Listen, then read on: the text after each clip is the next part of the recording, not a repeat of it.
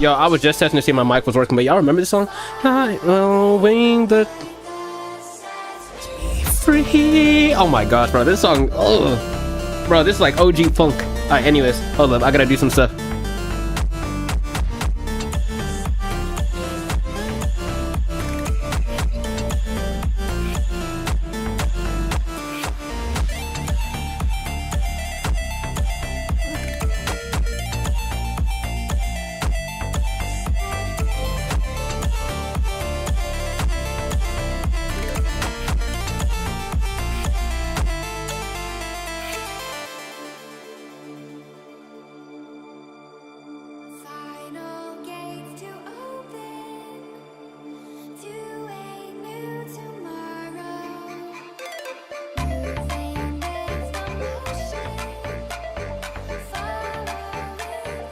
I low-key do not remember this part.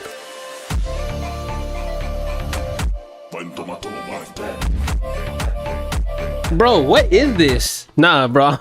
Wait. Hold up. Nah, I'm changing that. What the fuck? We listen to lo-fi music.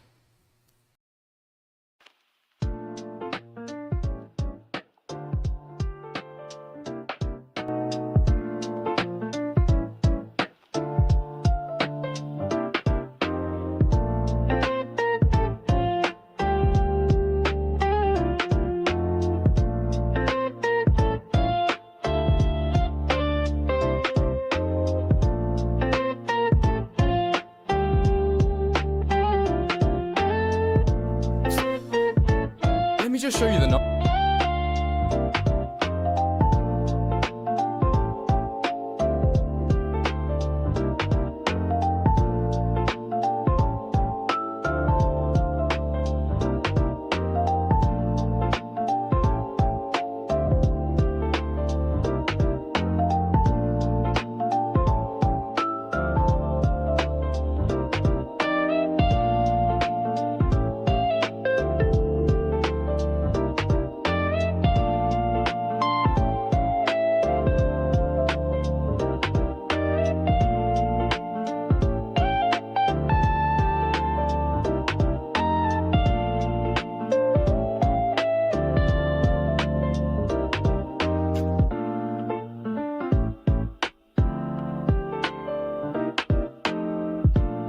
Bro, I'm basically done. What is good, y'all?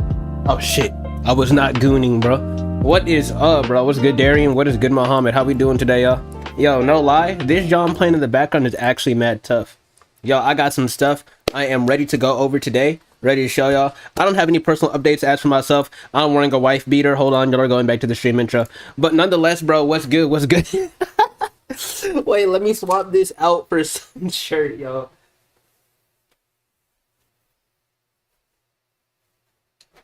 Boy, like, I don't got like a whole lot of chest hair held up and all that, but I have got to shave that mud, bro. I also gotta like shave my face a little bit too, bro. Also gotta shave down there too, bro. Ooh, Invincible, yo, no lie, I'm finna chat up about that too. Alright, word. I'm back. Okay, I gotta prop my phone up. I don't know if I got anything from on TV gotta go over, but yo, wait, I don't have my soundboard opening up. Damn, bro, I say, yo, what's good, yo, what's up, and no one ever says anything, bro. We just got Mohammed over here calling me a gooner. Yo, first thing is first, though. I told y'all I was finna work back on my bummy ass job, bro. Yo, I'm so ugly, bro. Oh my gosh. Anyways, yo, I did not think I would remember nearly as much of my bum ass like sub job again. Like shit. That shit had me surprised. I've low-key got to see if I have anything from Auntie to check out. Anything interesting or new happen?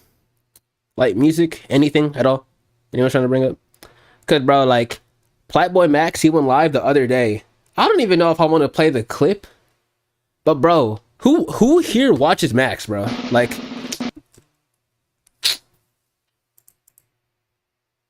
yo, why does my soundboard always fuck up? But who here watches Max? Because this man really came back and was like, guys, I got a vasectomy. Like, what is he talking about? Bro, look, I don't think there is nothing wrong at all with controlling your body and getting a vasectomy and all that stuff. But this man did it because he almost got a chick pregnant, bro. Like, ain't no way you talking for years and months about some, man, I'm trying to have some kids. I'm trying to get him straight into streaming and all that stuff. And then you're like, damn, but I almost got some random bitch that I was fucking pregnant, so I gotta cut that shit off. Cause, bro, that shit is not easy to reverse. It's reversible. Some people act like it's not, but it is not OD easy to reverse. Once again, his body, his choice, his life, and all that stuff. But it's just, damn, bro, that mug was done off a whim. I was watching this shit and he dead said, yeah, like I went in and I went to check that mug to see if it was possible to get that mug undone or whatever. Bro said he walked in and out that same day. Like, oh my gosh, bro. I swore I had stuff from Auntie to show y'all. Hold up, I'm finna just, do I got anything on Twitter to show y'all? Oh, David got arrested today? Bro, let's get some. Bro, that made me happy, bro. Oh my gosh, bro. Fucking weirdos, bro. Let me just check Teresa Teal's Instagram, see if there's anything on there. Only producer streams. That's real. That's real as fuck. Plus, if it's the medium that like you're heavily versed into, then it makes a hell of a lot of sense. Like, y'all definitely, undoubtedly, we, yes, us, you, me, us, all of us, we've all had a game that we were heavily addicted to and watched over like crazy and all that stuff. And then after that, we just didn't give a fuck about it no more. Okay, so on Teresa's Instagram, she did a tier listing, okay? She did a tier listing of underground artists, and I want y'all to check it because I did not react to it. I was like, I'm gonna save this with my dogs. Yo, Darian, yo, just chill out, bro. Don't compare me to that fucker. But this is what we got right here, bro. Bro, this mug is so low quality. What the fuck? I swear there's other shit I'm trying to mention or bring up, bro.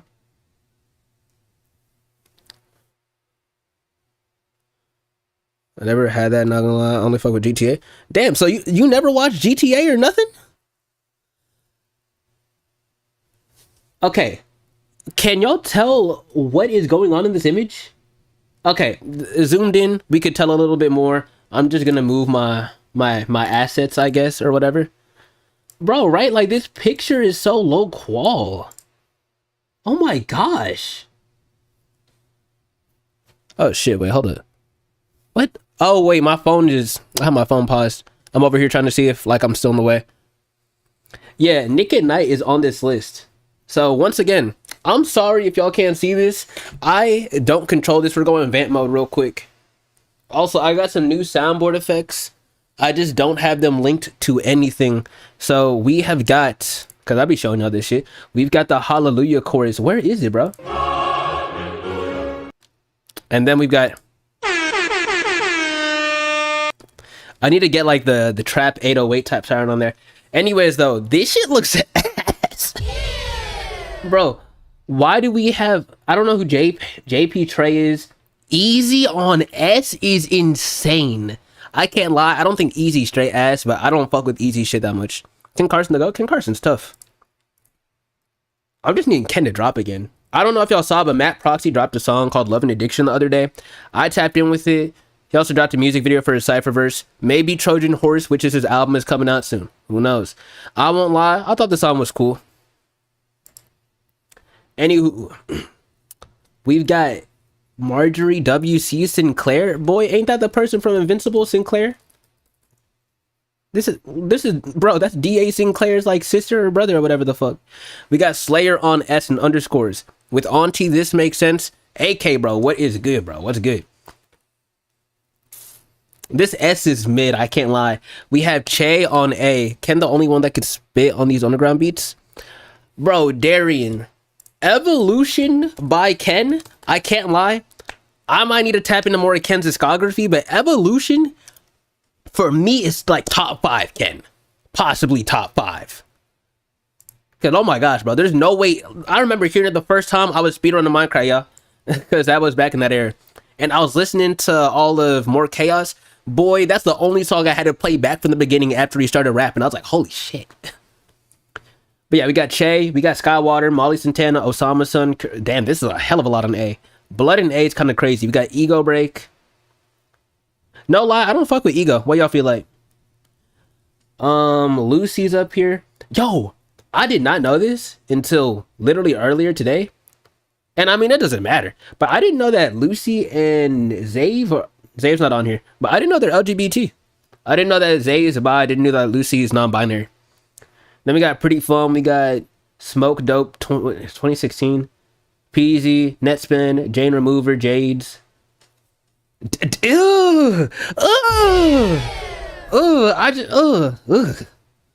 Jades is also a weirdo. Y'all was good. I almost called you your full government name.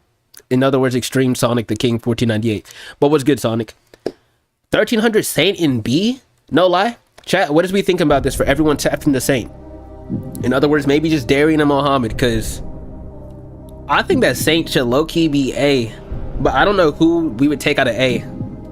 Because this list is saturated. I don't know who this is. I don't really fuck with Diamond. Midwest is cool. Boy, she put motherfucking 50 on here because What's wrong with him? 50 hangs out with her. Only had that name because back in the day, YouTube required you to have a first and last name. Yeah, bro, right? I remember that era of time. 1300 Saints, definitely S. I listened to the deluxe for the album Savior. Bro, that shit was tough as fuck. I haven't revisited it though. I'll let that be known, but shit was tough. We got Northwest up here. Once again, bro, we are just putting names on here just to put names on here. We got Zave. Y'all think that Zave is decent? Because I think Zave is just alright. Shoujo, Booney, 9. I feel like I'm always back and forth on 9, I can't lie. I feel like people overhate and overglaze him, but I understand a lot more of the hate because he's a weirdo. 2 subs. Boy, get that man 2 slimy back to D tier. Alright, so Fago at B, bro. It's like, why are we putting people who are like pretty much irrelevant at this point now? Like, next up ass so fat. Like, get the fuck out of here, bro. Alright, we got 1AMSC, Rain and Law, Teases, Skate Star. I agree with everyone on this list besides Tiffany Day and Nick at Night. Up next, nah, yeah, that's what that shit was called. I low-key forgot. Why is Nick at Night on here, bro? People really get nepoed in to anything, and then they're like, yeah, that motherfucker's hard. Bro, just because your friend does something, I be hating that shit, bro. I dead do. Because I already told y'all, bro, like Dabo did his producer wars the other day, or week. Bro, he had his homie Gaz XO, who's a friend of Blackboy Max, up in this bitch. Gaz cannot produce, and he just made a fuck it. This dude Gaz, I kid y'all not, he put OTT on the master of his beat. He put OTT, I'm pretty sure default, on the master of a rage type beat, or I don't even know, bro.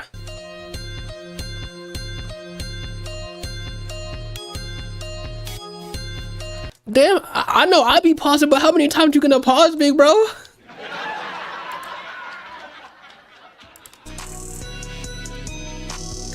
Bro, but OTT on the master, this one sounds like it's in a different room.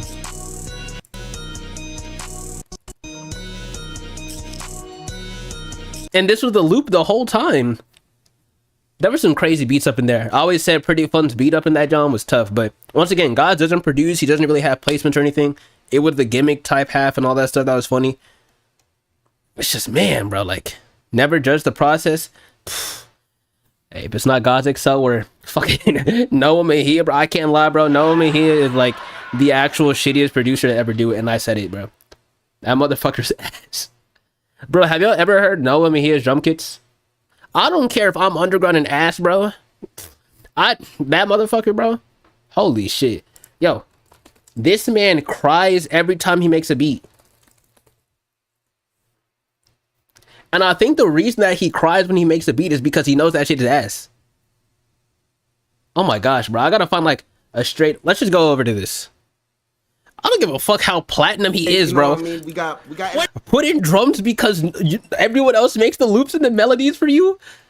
This man Noah, I swear, in every clip I see, places one snare or 2 808s. I'm not talking about 2 patterns. I'm talking about 2 808 notes. Two. This man's... I don't know how he's in internet money. Also, I'm just being extra. I don't think he's a shitty producer. I'm low-key just trolling. But this beat, he made it. He put a switch up in it and low-key. Oh, y'all can't even see screen.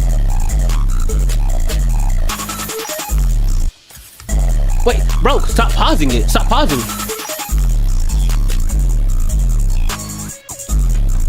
Fuck, it needs another layer.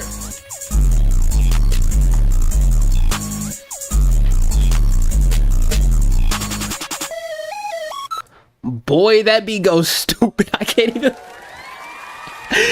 Boy, that beat goes stupid. I can't even lie, bro. But genuinely though, why does he look like he's crying? I'm being honest. He genuinely looks like he needs a hug, in all honesty.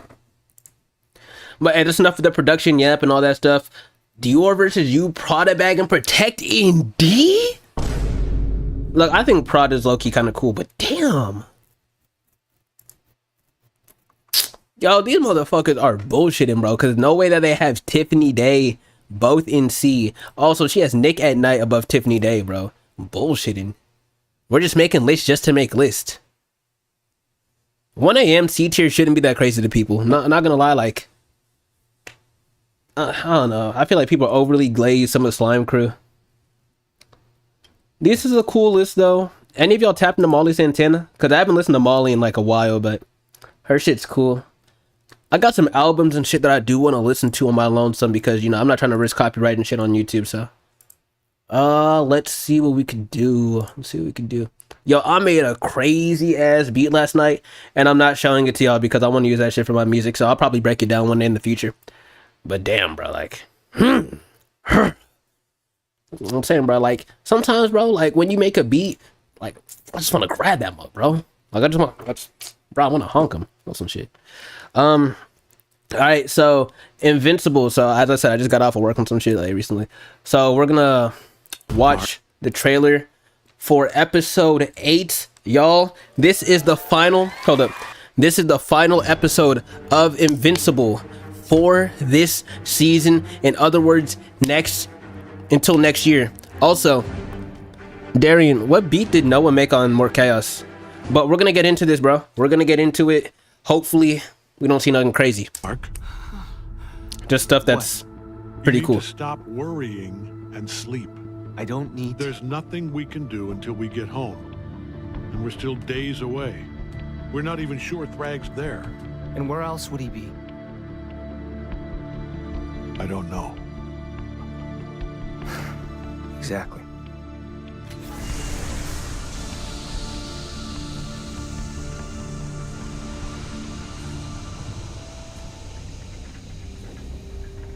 Damn, Lucan. I see your ass. Boy, I know that Cecil Stedman is about to have a stroke the second all them the second that all them Viltrumites land up on Earth. No lie. Everybody, my brain's a TikTok edit brain. What the fuck? Anyways, everybody on that planet is about to get fucked. And I mean genuinely, like they're I mean on some Genghis Khan type shit, bro. They're actually gonna try and reproduce the fuck out of those people. Obviously the comics exist. I'm not a fucking dumbass. Like, you know, you can read ahead and all that shit. Damn, I'm mad oily today, bro. Oh my gosh. Yo, please don't make no fuck ass jokes with that shit, please. Please, bro. Alright, we are gonna get into the food games, and then after that, I'm going to get into making beats because why not? Mohammed, as per usual, I saw the clusterfuck of videos that you wanted me to hop on. So, hop on? Bro, I was thinking the beats for a sec, but I saw the videos you wanted me to watch, so we're going to play food games, then watch them.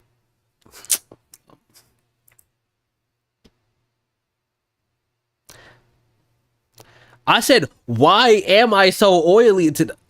Wait, no. I said I'm so oily today, which low-key doesn't even make it better. I did say I'm extra oily. Brain? What the fuck? As per usual, they're actually gonna try and reproduce the fuck out of those people. Obviously the comics exist. I'm not a fucking dumbass. Like, you know, you can read ahead and all that shit. I'm mad oily today. I said I'm mad oily too, bro. It's like Sonic was low-key giving me the benefit of the doubt, if anything. Shit. It's alright, bro. Fuck, I ain't wearing no white, so you already know no party shit's happening and all that stuff, bro. Pause. Alright, so I'm not gonna lie, y'all. I fuck with Scrandle. I'm gonna be honest with y'all. I really do fuck with Scrandle. However, I really do like Foodguessr a lot more. And the big thing with it is really because, sure, with Scrandle, we could see some interesting foods and it's funny and all that. But yo, with Foodguessr, I'm getting to interact and think alongside. And y'all are also like putting in tips. Pause. Yeah. But with Scrandle, bro, I'm low-key just here sitting after I make my decision, maybe thinking. If I'm not thinking, I'm just here waiting for y'all to give me like the fucking answer in chat, and I'm just staring at my phone like fucking like, bro, I'm just staring at them like an idiot. And I always look at this shit like an idiot, but it's like, oh my gosh, bro, like what is up with my face? Nonetheless, damn, I'm loud. We're just gonna get into Foodguessr alone today because I'm not trying to pass time on the other shit. And then we can get into beats. Hopefully type beats are good today. If I look at them, and I might make something out of it. If not, wrong cam. If not, yo, why does this thing mess up literally once a stream, bro? Like, not even once. That's the second time that happened, bro. Someone needs to make like the bestest, like amazingest, like coolestest type soundboard for PC that has no fuck ass ads and isn't paid. But we are on Foodguessr, as I said. What is this Instagram shit? Oh, it's that fuck ass shitty ass tier list. All right, so we got calf's tongue, y'all. Hold up, I need to open up a world map.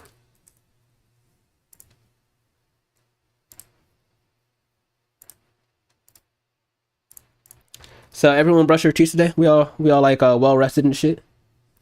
Hope y'all are. Hope y'all drank water. I almost forgot to drink water earlier. All right, word two. Let's get it. We are on Foodguessr. Today's dish has calf's tongue, bread, butter, eggs, milk, salt, pepper, parsley, lemon juice, mustard, and horseradish. The dish features thinly sliced cooked beef tongue served on buttered and toasted bread. The tongue is typically seasoned and may be served warm or cold.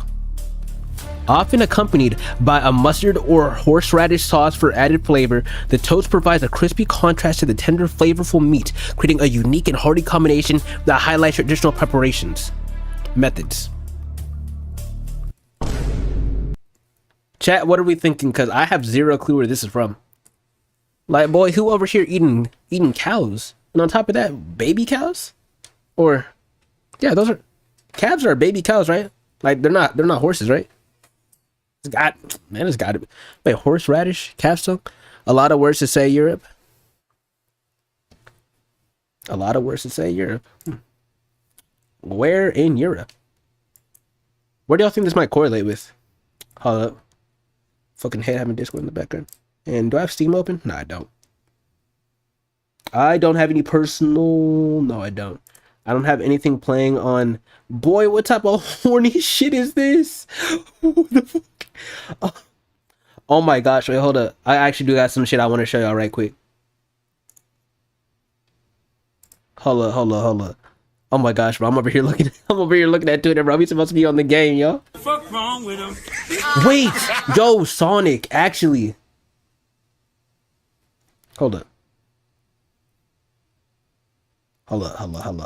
Y'all know me, bro. Y'all already know I'm going through Twitter right now, bro. You said Germany? Where to?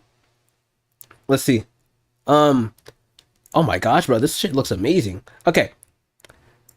Sonic, you saw Xenoverse 3 is coming out, right? Next year? Boy. It's just, I saw this Dragon Ball stuff, so, you know, I thought about it. Anywho.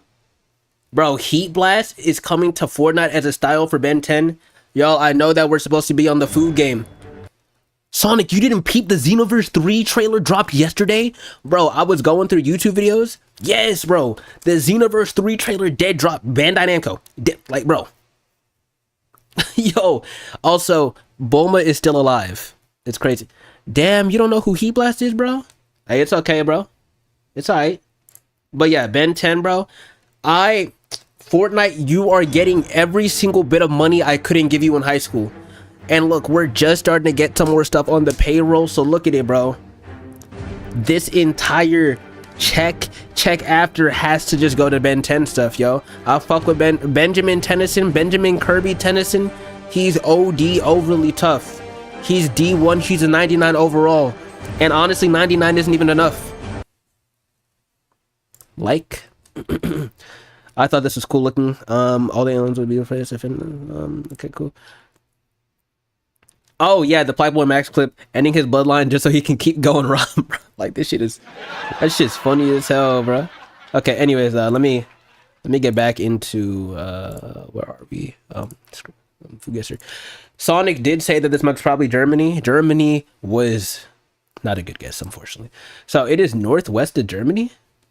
Damn, what the fuck, bro? Where is northwest of Germany? We got Greenland. Yo, this might be Canada. I can't lie. It borders, bro. It borders and it's to the south. This is the US out of all places. There's no way this is the United States, bro. Almost accidentally clicked UK. I kind of wanted to think America in the beginning, but like, bro, cow tongue? Or calf tongue, I guess. Alright, though. That's that. We got another one. So we got tuna, coconut, onion, chili, lime, salt, curry leaves, tomato, lime juice. Optional for the last three. The dish is a traditional breakfast featuring finely shredded tuna mixed with a grated coconut, diced onions, and spicy chili. Known for its refreshing yet spicy taste, it is typically served with flatbread, often accompanied by lime for added zest. The blend of textures and flavors create a harmonious balance, making it a distinctive and satisfying meal enjoyed for simplicity and freshness.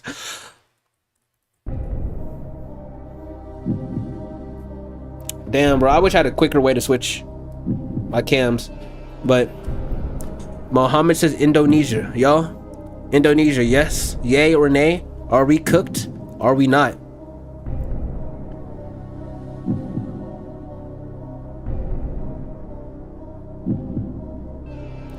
That man, nobody's saying nothing. All right, let's see. Indonesia. Where the fuck even is Indonesia on the map? We cooking, not cooked? Let's see. We haven't even started cooking, bro. We have not even started. All right, this Bajan is to the left of Indonesia, bro. What? Oh, it's over here. Oh, she was good, Ashton. What's good, bro? Y'all, I can't think of like any more gimmick ass beats that I can make. I do low-key got an idea later on today, but beyond that, like, that shit's just an idea, and it might have to live on like fucking OBS or something.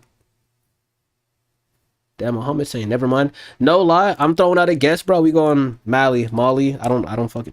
Damn, bro, how the fuck were both of these ass, yo? All right, we got Ice Cold Northeast. Didn't know you streamed.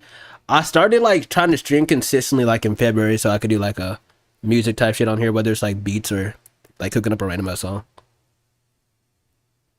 But yeah. Plus, it gives me more shit to like upload and all that shit on here. Georgia? Ashton, you be streaming? Because I be knowing like you post still like, I don't know if it's OD consistently, but I see like you putting your story every now and again. Turkey. Damn, bro, all these guesses are ass.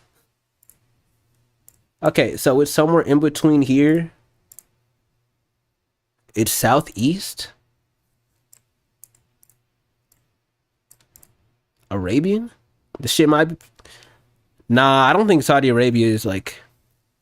I think it's too close. No lie, look. We fucked up on Pakistan last time, so we got to. Yemen might be green. But I'm not gonna put Yemen. Let's see. Damn, bro. Bro, this is our last one. It's right to the east. Yeah, okay, bro. I see what you did there. Yo, this job might be Sri Lanka. Sri Lanka or India. Because I feel like it's got to be India. Because we fucked up on India last time. But shit, I'm overly cooked. I don't know. I low-key got no guesses.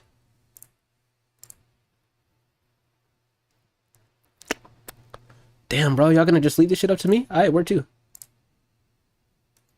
Bro, what the fuck is Swatini? Bro, they making up fake countries, bro. Like, what the fuck is bots, bro? They got bots in Africa. They got piano versions of Swatini. This shit looks like a preset in Xenology, if I'm being dead ass with y'all.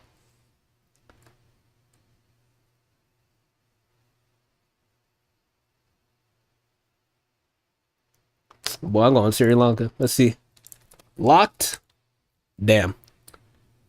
This shit was the Maldives? Maldives? Whatever the fuck. Bro, I'd be saying I didn't give a fuck about, like, social studies. Alright, let's move on, bro. And that shit looks ass. This shit also looks ass. But it's all good, yo. Oh. Yo, what is going on here? Alright. We got Galette. This shit might just be Japan, bro. I'm actually locking. Boom. Boom, bro. Fuck wrong. Fuck. Bro, but genuinely, like, what the fuck? Bro said this gotta be Asian, bro. I love how we all looked at that and was like, damn, pink rice? That shit don't look right? Damn, that might be fucked up. But obviously an Asian eating that shit. Obviously. Hey, but nah, Foodguessr. I'm switching over to beats after we watch whatever the heck was just playing in my ear because... Yo. I low-key don't want to make anything that's like OD... like rage type shit on music today. I'm gonna be honest. Yo, appreciate the 6 watching. I can't lie. Appreciate it for sure. Yo, let me put this mug on the 2026 playlist, yo. I can't remember. Did I drop this mug down? No, I did not put the chapters on last stream. I'm gonna fix that afterwards. Alright, part 2. I just want to see this remake.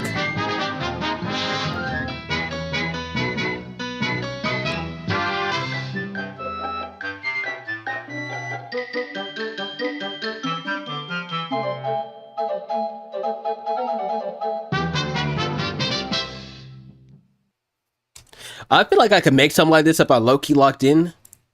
But that would not happen on stream because I'm not trying to bore y'all with me trying to figure out how to make something similar. Especially shit after we made what stream was it? It was the stream where I had the 2 slimy stuff over that Kevin McLeod type beat. Was it this one? No, that is way long ago. It's not that one either. Was it this stream? Because I low-key just want to like re-listen to it. Yeah, this John.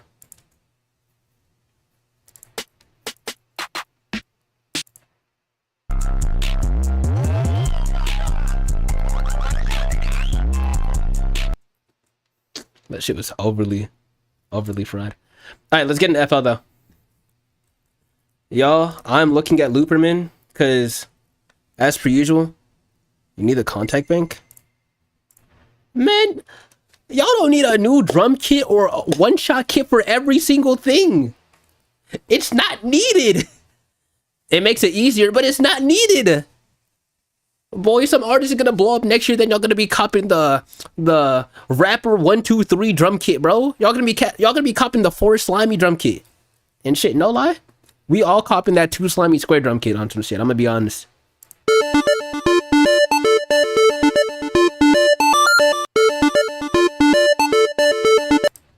All right, let's see what else we got.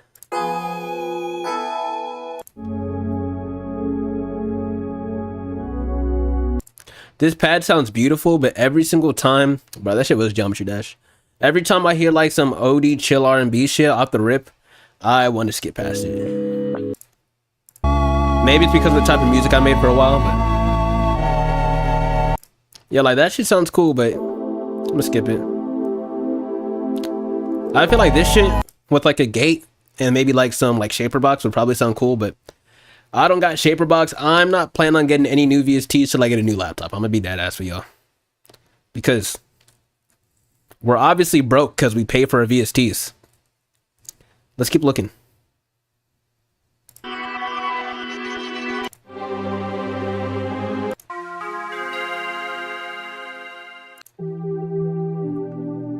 I just want to get shaper box, addictive drums. I think that's low-key it. I can't lie.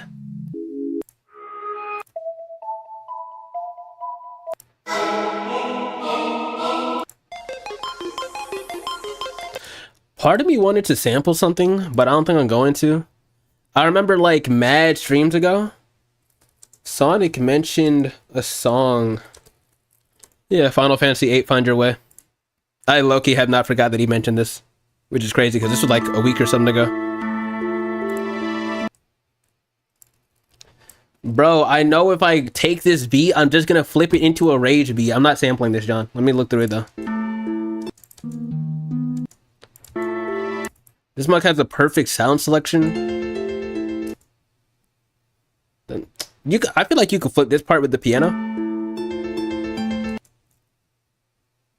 I don't know about like the lower halves, but I feel like you could definitely flip it into something like OD melodic or glow. Also, Mohammed, I remember you wanted to send that like beat or some shit you wanted me to look at. So if you wanted to, then what's it called? Emails in my link tree. It's literally just my name at gmail.com. So you can send that on there. Nah, I don't want to flip nothing and make it a rage beat. Let's just cook from scratch as per you. Yo, I gotta uninstall like VK1 synthesizer. Actually, nah. There's a beat I want to show off later on that has that shit in there. But I don't be touching that shit no more. Damn, bro, that shit was bright.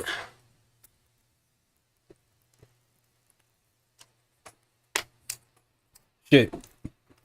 I think my mic was close enough that y'all could hear me gulp. Alright. I was watching a video yesterday where this dude was pretty much making jungle type music. And he used this specific pad in here. So I'm going to place down a 7 chord. Actually, let's make this a 9. 9 includes the 4th, correct, chat? It's been a minute, right? 2/4. Yeah. A flat.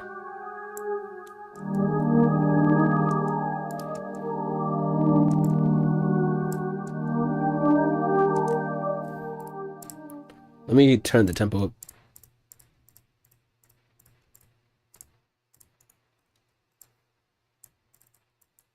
Then, I mean, back then they would just resample shit by pitching it down.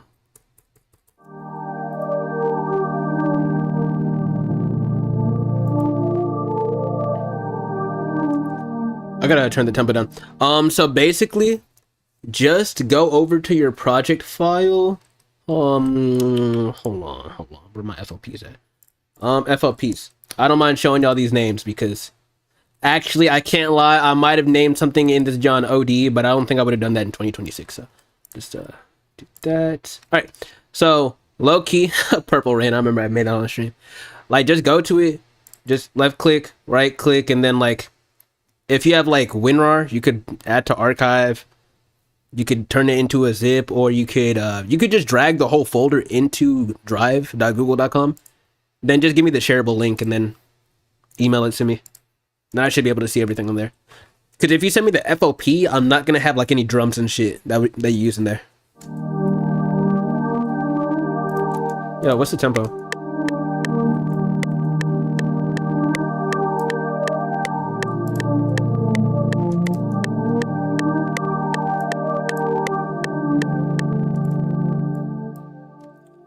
Let me low-key build this out in like the Grand XV.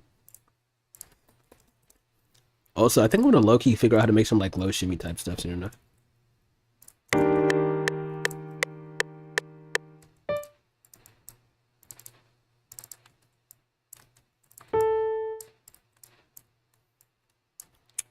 One, two, three, four, five. Oh my gosh. Boom. Yeah, that's a B flat, major 7.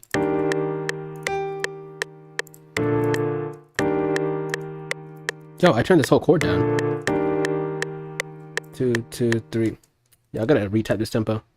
1, 2, 3, 4, 2, 2, 3, 4, 168.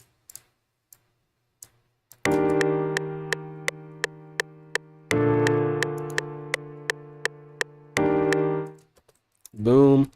Boom. Yo, I saw this video yesterday called like, it was something like layering. You could layer the melody and play like, or plugins and play shit all at the same time.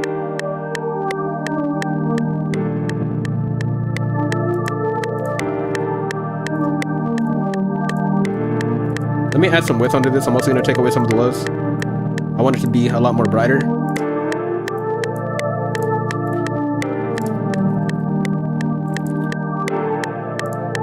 I might add some delay onto this. Also, I think I'm possibly gonna... My bad. I got the fucking shit on. I think I'm gonna big crush this shit too.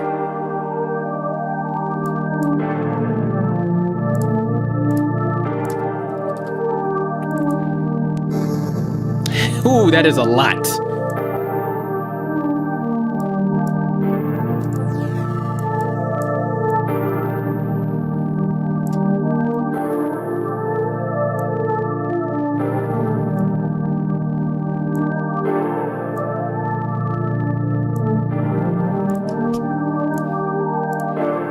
Alright.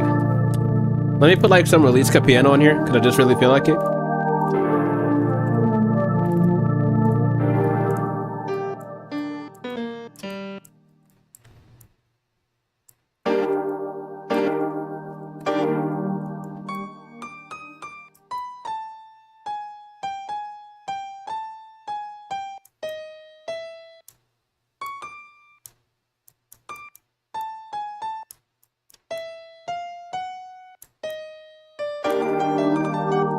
Nah, this is out of key.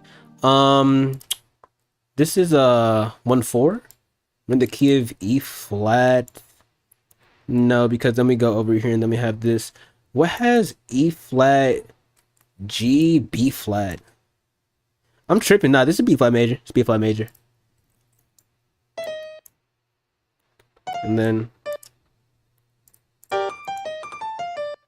yeah.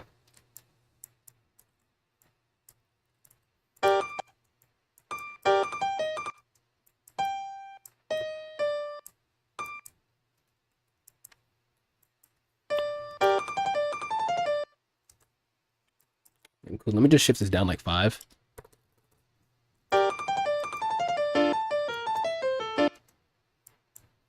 Then let me put this down to E flat.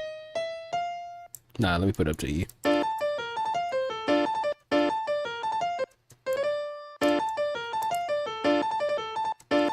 Alright, cool.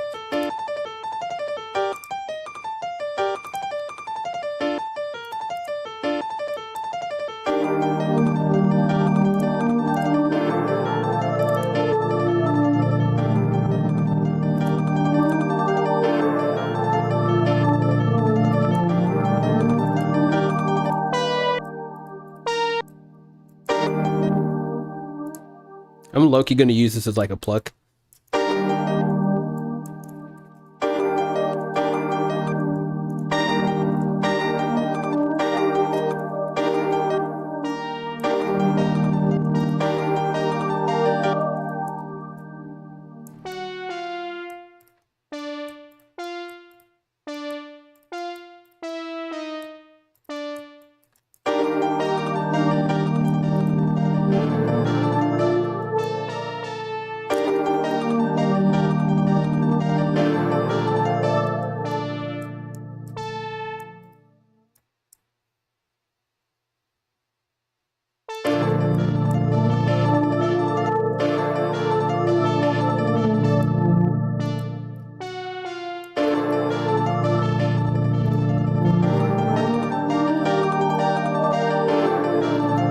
I need to fit the piano in just a tad bit more.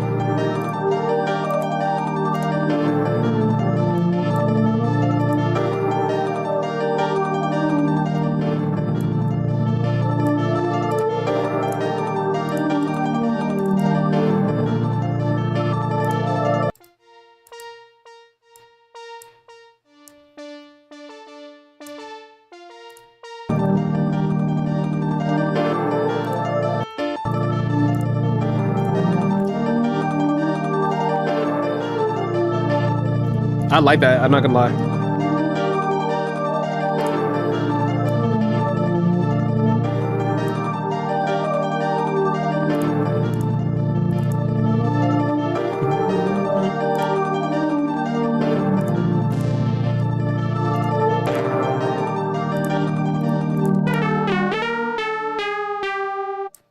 What the fuck? Bro, there's so much detune on that.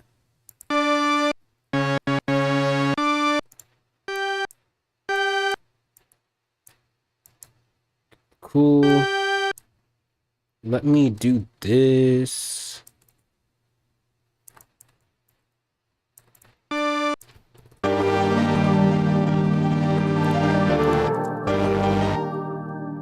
Nah, let me just...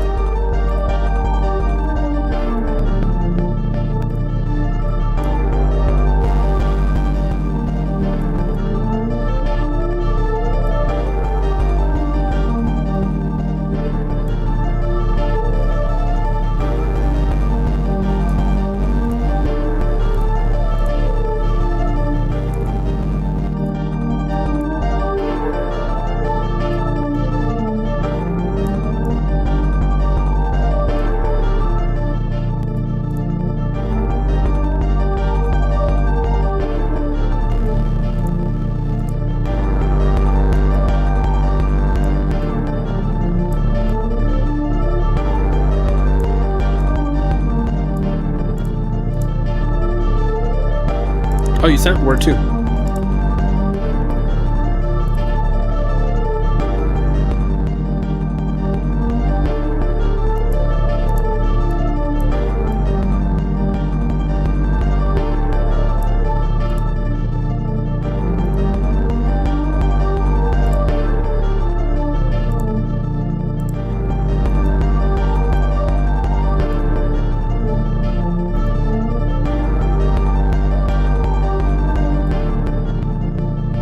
What the fuck?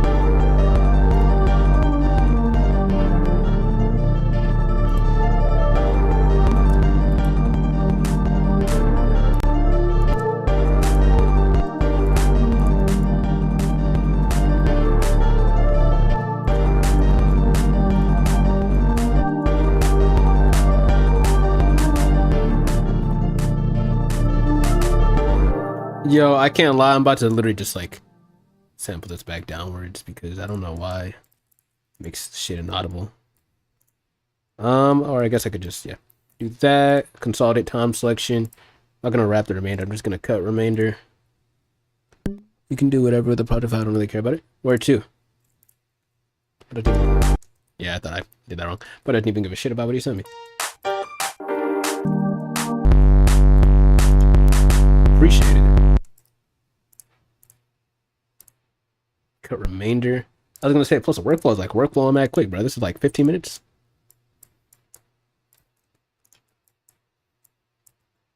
Oh wait, hold up, I still got that mug on. Boom, boom. Drag this back out.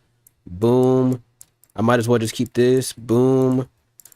That's 5 semitones up. No, that's just a fifth up. So G flat, F, E, E flat, D. Okay, cool. Let me listen to this alone. Boy, I was like, why are there spikes in here? I forgot to assign the clap to a mixer track. Oh, okay, hold up. Okay, consolidate, time selection.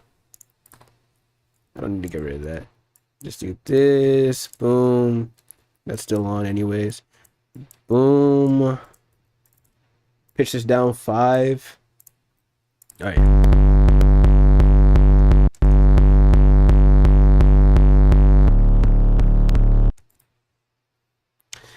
Let me just find another bass, bro.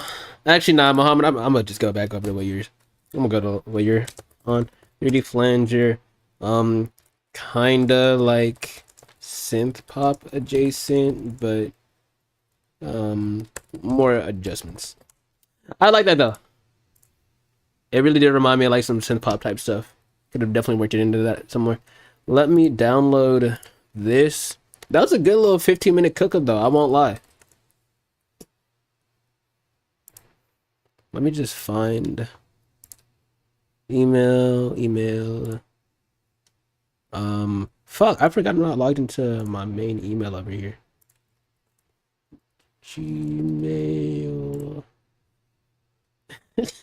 Bro, that Playboy Max stuff still is mad funny to me, ending his bloodline because he wanted to fuck Raw. Okay, word to Mohammed. Downloading that John right now. Delete this. Let me open that up. Project 162. Man, this mug has mad backups. Serato sample. How do you import it? Oh, literally I just extracted it and then I just double clicked on the FLP. So I should load everything else up. It's been damn, you have a more recent version of FL. Damn, it's on a different version of FL for me. Damn, no, it's on a slightly more updated version. RIP.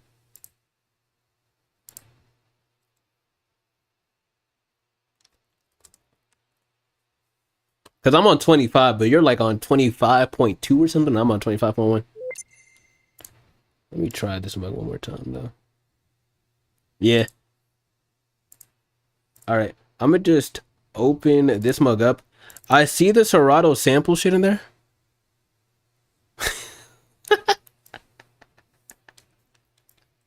Yo, that is funny, bro. Said he cracked way too close to the sun. Oh, no, that's hilarious. Hold on. Yo, no, that is... Damn, that's way too funny.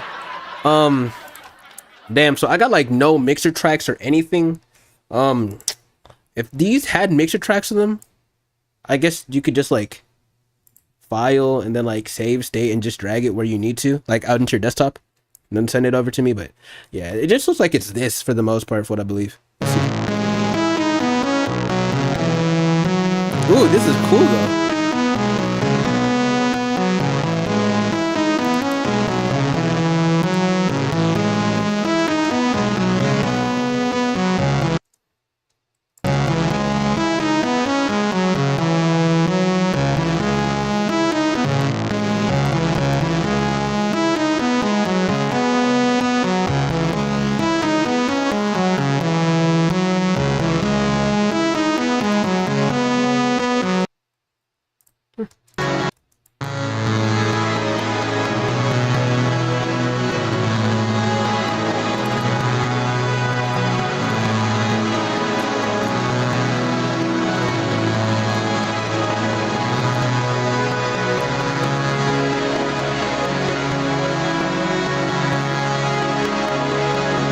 Why is it dope?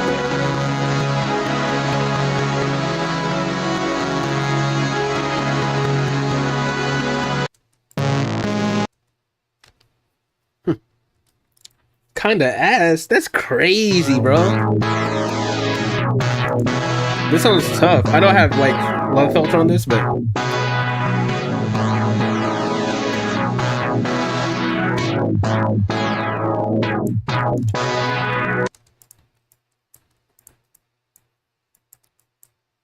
let me see. I want to see if I could actually arrange this out to something. I'm gonna put the automation clip. Boom. All the way off. Create. Boom. But this sounds like some nice stuff for like an intro.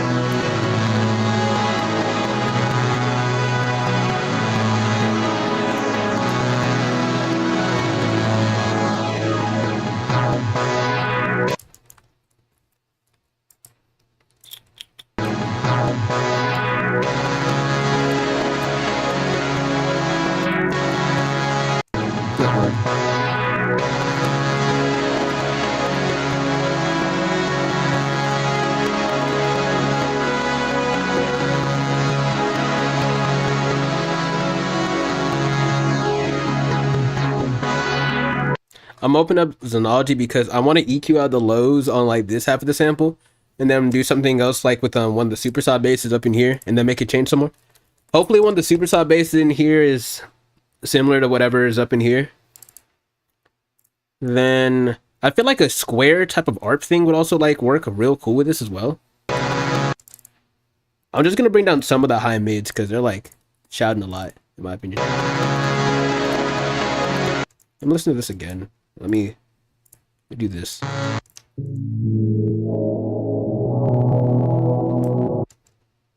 Let me actually try that real quick. Okay, I'm gonna do that. I might really just like high pass the start of it though.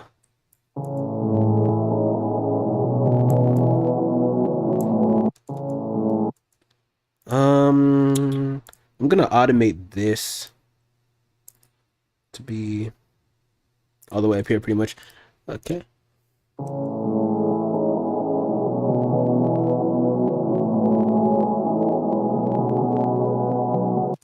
All right, cool. I'll automate it over to there. So let me copy that value actually. Create automation clip, paste. And let me create a second one. It's gonna start from over here. And then create automation, copy, paste.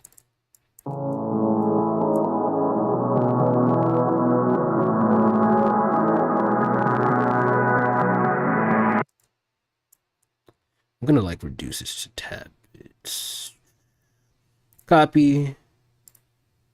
I was gonna say, I don't even know if I really moved it. I'm gonna like bring the highs in just a tad bit, not a whole lot.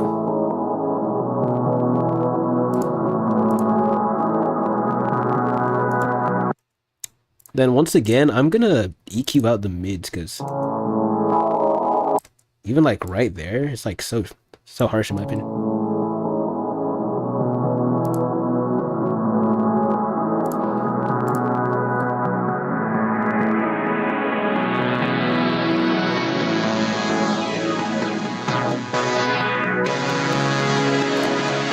I might use this again actually. Boom.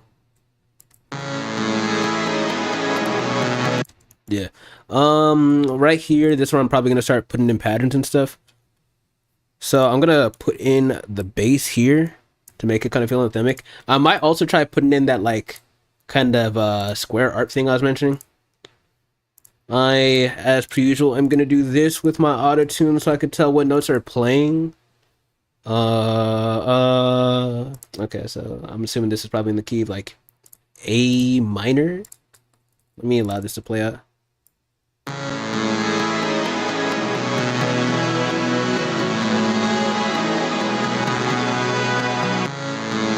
Nah, I was entirely wrong. Plus, it didn't feel like there were only white notes.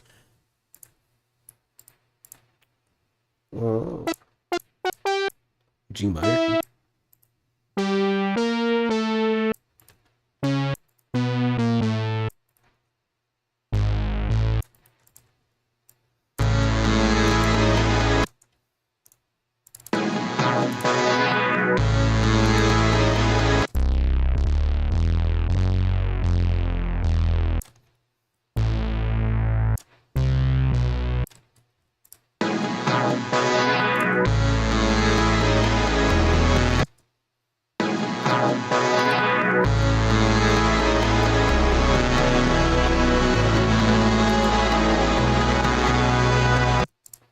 This is literally just one of the super saw bases from Xenology.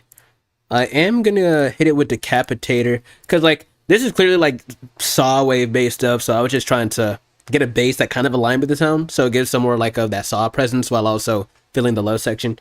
But I'm also gonna distort it some a bit with Decapitator, give it some saturation here.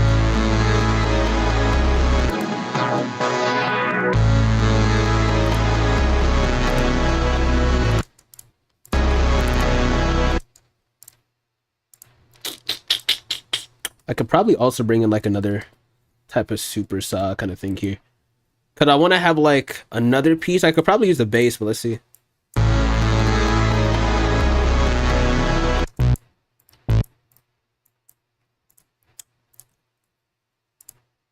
Four and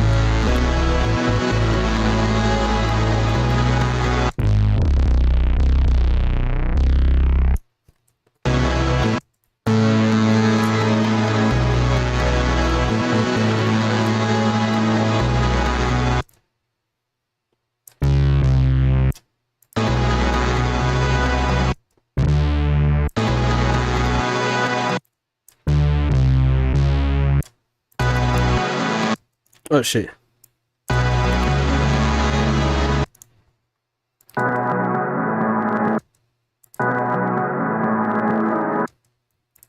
Is that what I'm hearing living in the base, or is that the mids?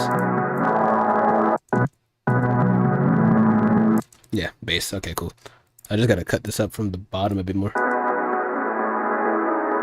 Alright, cool.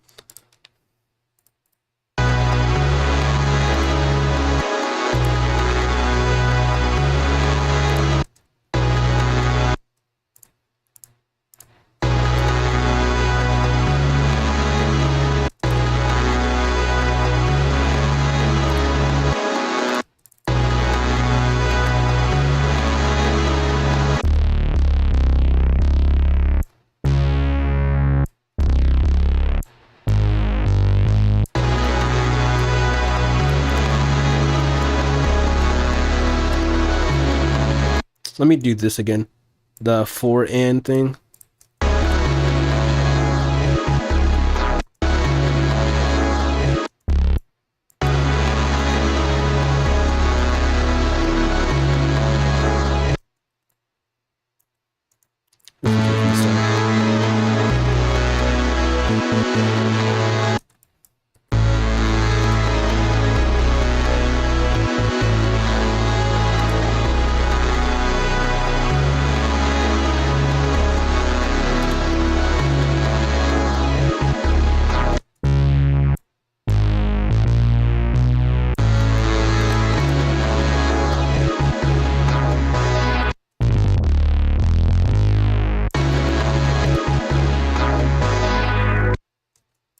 I'm gonna let this play out again, just because I feel like it's gonna sound crazy. And then I could probably put a riser going into this, and then I could try and let the energy like fall back off.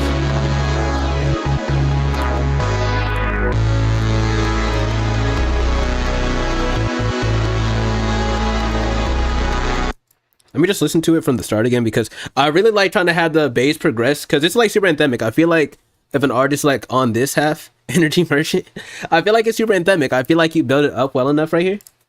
And like I put ramp, but riser, like a reverse crash even, or just something with like white noise coming in. Even this is good enough, but I don't know if I like the sound that much. We'll try it. You can definitely like do something here.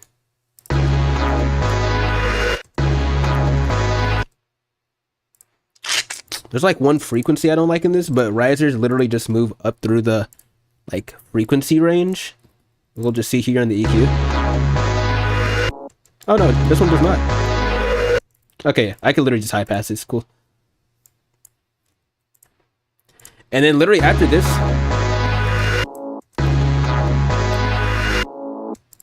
I could actually bring it down, probably like stereo shape it just a tad bit. You could literally transition this into like any genre after. You could like Jersey club it. You could like digichord on, so I think that would go good. Some like super house EDM type stuff. Obviously you could turn it into like a trap type beat. I feel like releasing the extra energy will work well here, because the high mids have already built you up a lot. And then I'm just gonna bring it down.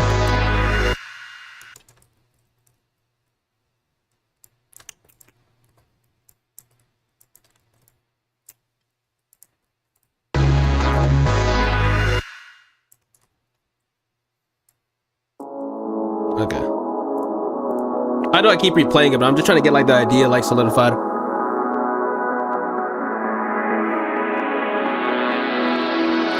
And then the clipper's not really doing much because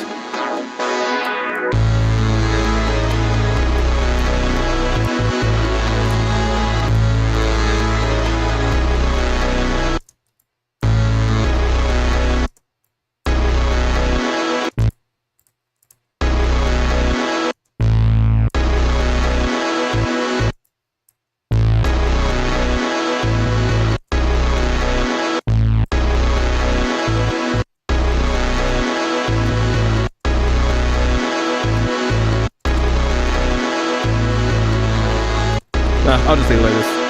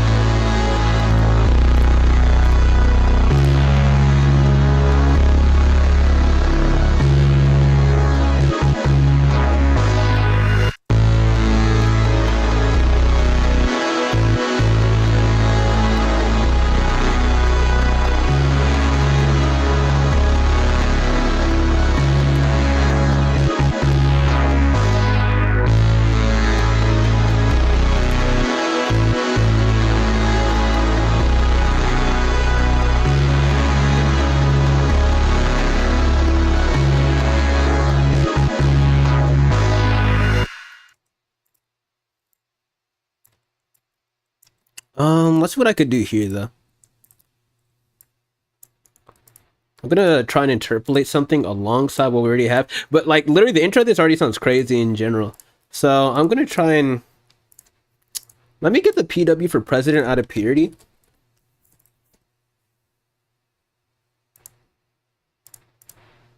Because I could literally see like anything coming right after that riser. I can't lie.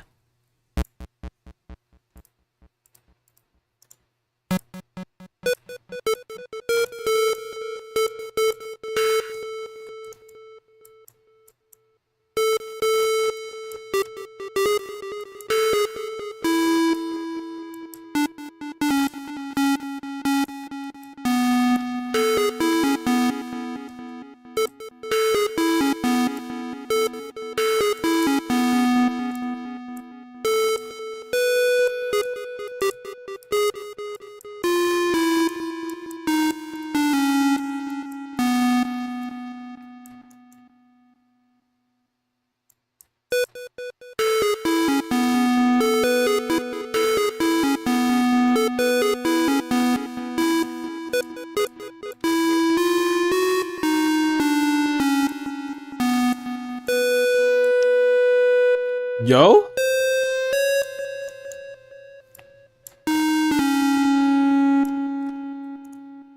All right, let me see.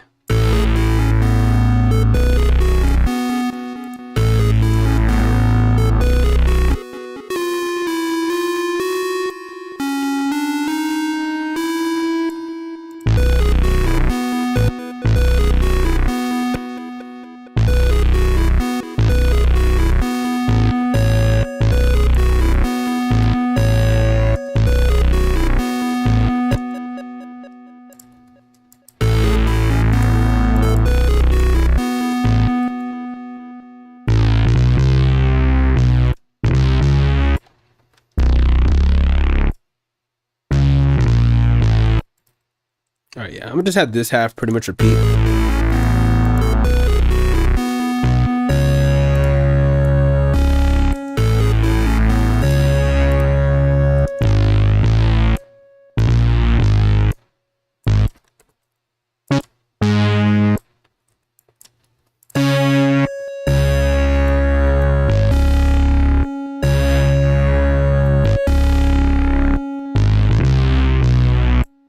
All right, cool.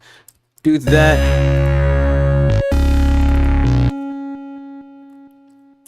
I'm gonna put some super simple drums.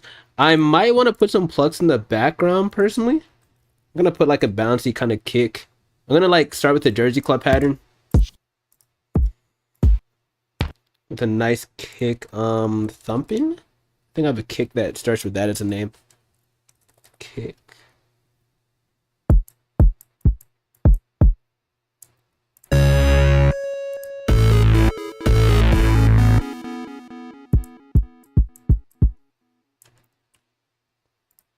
Let me count the tempo off again.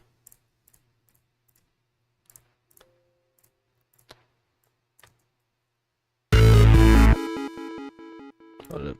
Do not want to stretch anything. Boom. No. Bro, what? What am I hearing? Oh, it's this, ain't it? Yeah.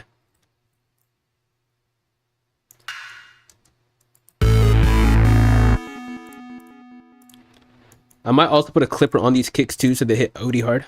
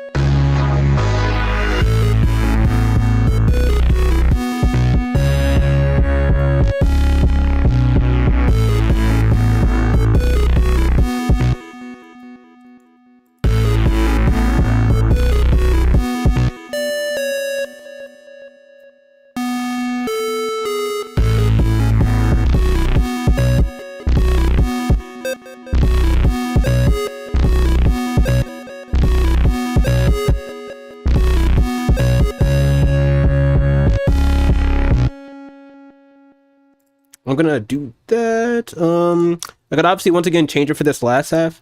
I'm gonna right now put like a pad in the background. I know I could definitely, if I wanted to, convolver this, but let's do this again. You put this below the automation.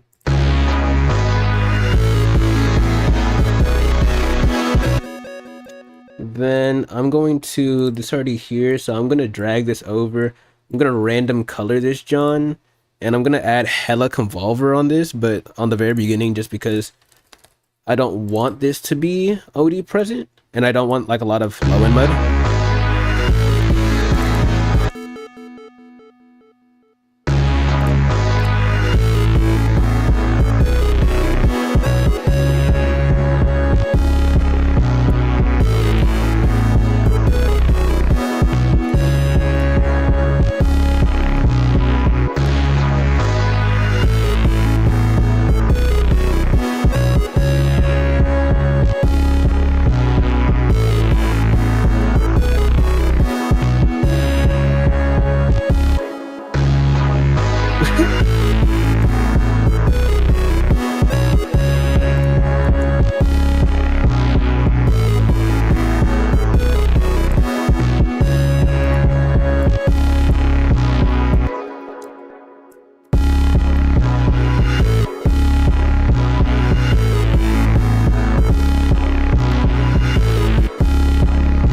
I know I should just split patterns instead of duplicating all these, but whatever.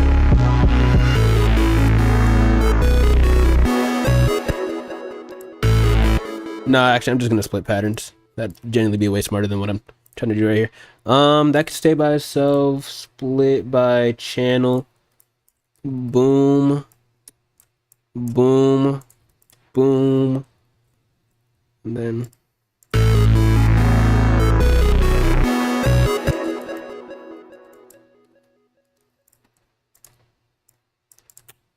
I'm gonna put 808s there. Y'all know me, I love using this Luger 808. Fast drums would definitely go crazy on this. Oh shit. We're gonna put that there. I'm gonna put like a no lie snare as well, because I've been fucking with that a lot more recently. Boom, boom, boom, boom. I'm just gonna put these here. I want them to be super quiet, so I'm gonna reduce the volume right here, probably by like, normally done by -5, so -11. Gonna have that at 55%. What I also like to do is I like having the randomized like panning as well to be bipolar, and I'm gonna keep the velocity the same, especially because I mean it's already bouncing left and right, so it's gonna feel somewhat different in velocity as it goes.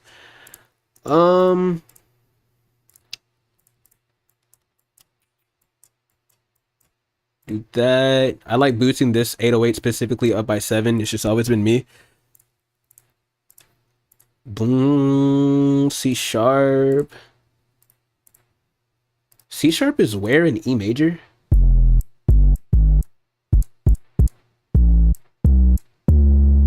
It's the 6.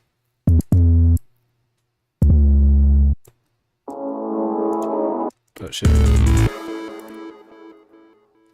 Let me.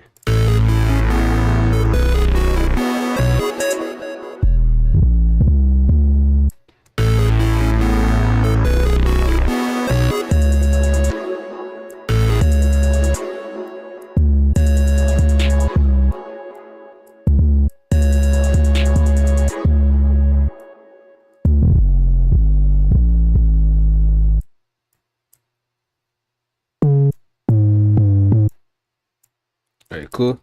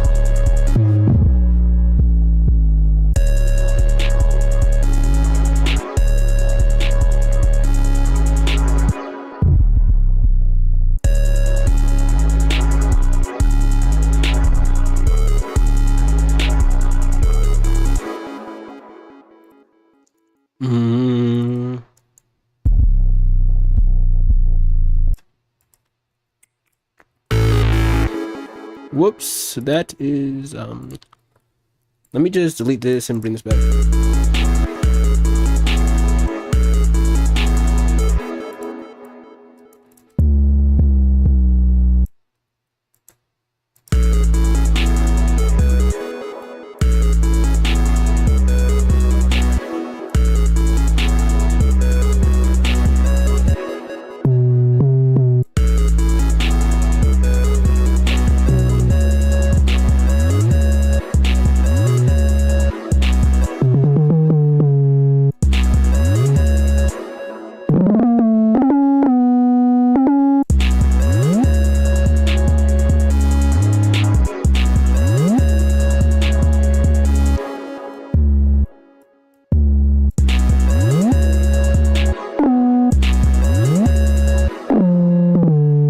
I'm not sure what note I wanted to slide up to.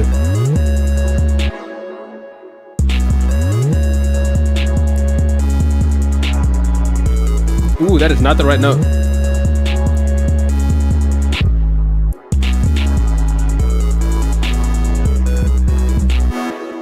Alright, boom. Boom, boom, boom. Let me just move these out over here. This is where I'm going to leave this right now. How long did that take? Like 30, 40? Oh, 25? That's cool. Obviously this could be pushed up a bit more like pre-clip, so the soft clipper hits a lot harder. I'm gonna use the KHS clipper though.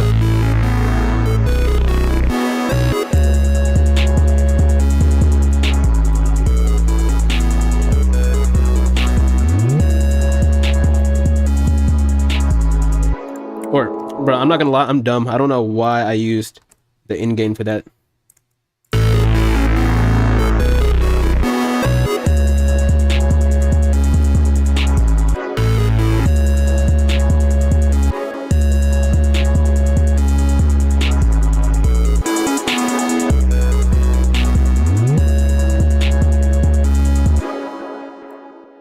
Let me also, I know I keep saying that, but group this together.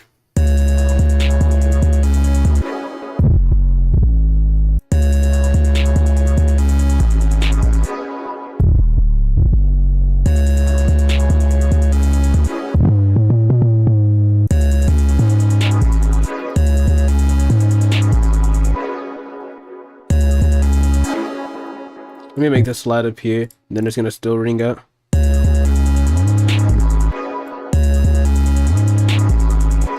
Nah, that's like too OD, like 2025 drill. I'll leave it like.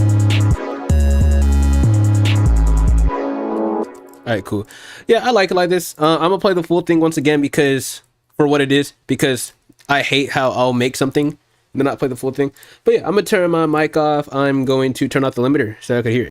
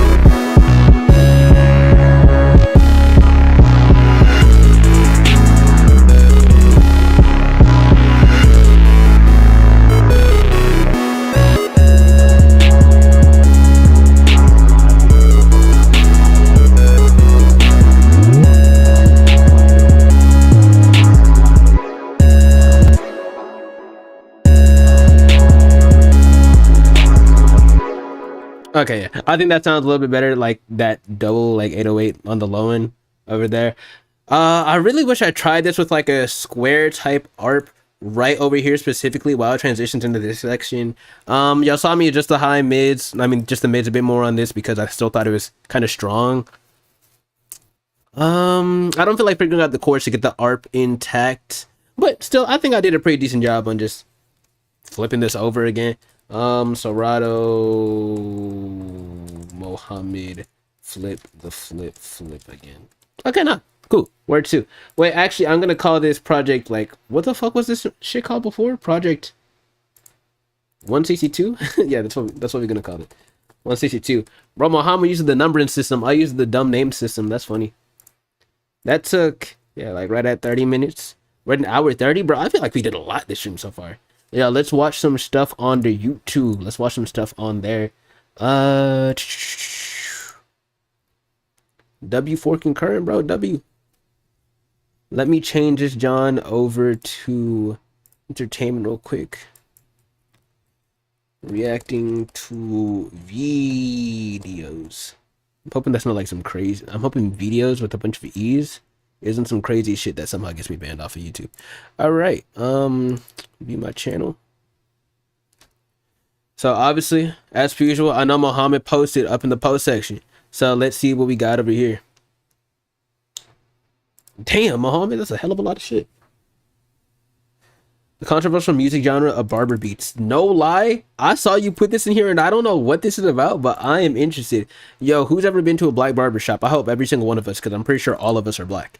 But, boy, I swear, there is no experience in life like going to a black barber shop. I think a black barber shop is genuinely like top 10 experiences as a black man that you need to experience in your life. Which I feel like the way I phrase that, someone's gonna take that as some gay shit, but I don't give a fuck, bro. Like, black barbershops are actually where the fuck it's at. My barber, he's Hispanic, my boy Pollo Blends. That's still my motherfucking dog, though. Yo, Mohammed, I'm not reacting to this Japan's most dangerous band when thank God I was on my webcam, bro. What did I just see? Okay, anyways, though. We are gonna react to, I think, both of these. I think we're gonna react to Understanding Weird Rap and controversial music genre of barber beats. No lie, barber roasting be funny as fuck. I'm gonna be so honest. It's hilarious. Let's get into this. Let's tap in. Barber beats is an online music genre that I find fascinating. Its explosive rise in the 2020s has been extremely impressive. Hundreds of these colorful releases, boy, this music is most likely amazing, popping up in your YouTube recommendations with hell yeah hundreds of thousands of. Boy, I see Japanese text in my YouTube. What I do, I told y'all, I go into like incognito mode a lot. Wait, that sounds wrong, bro. Low key, I be getting embarrassed by my searches because I be thinking I'm searching up like the most basic stuff ever.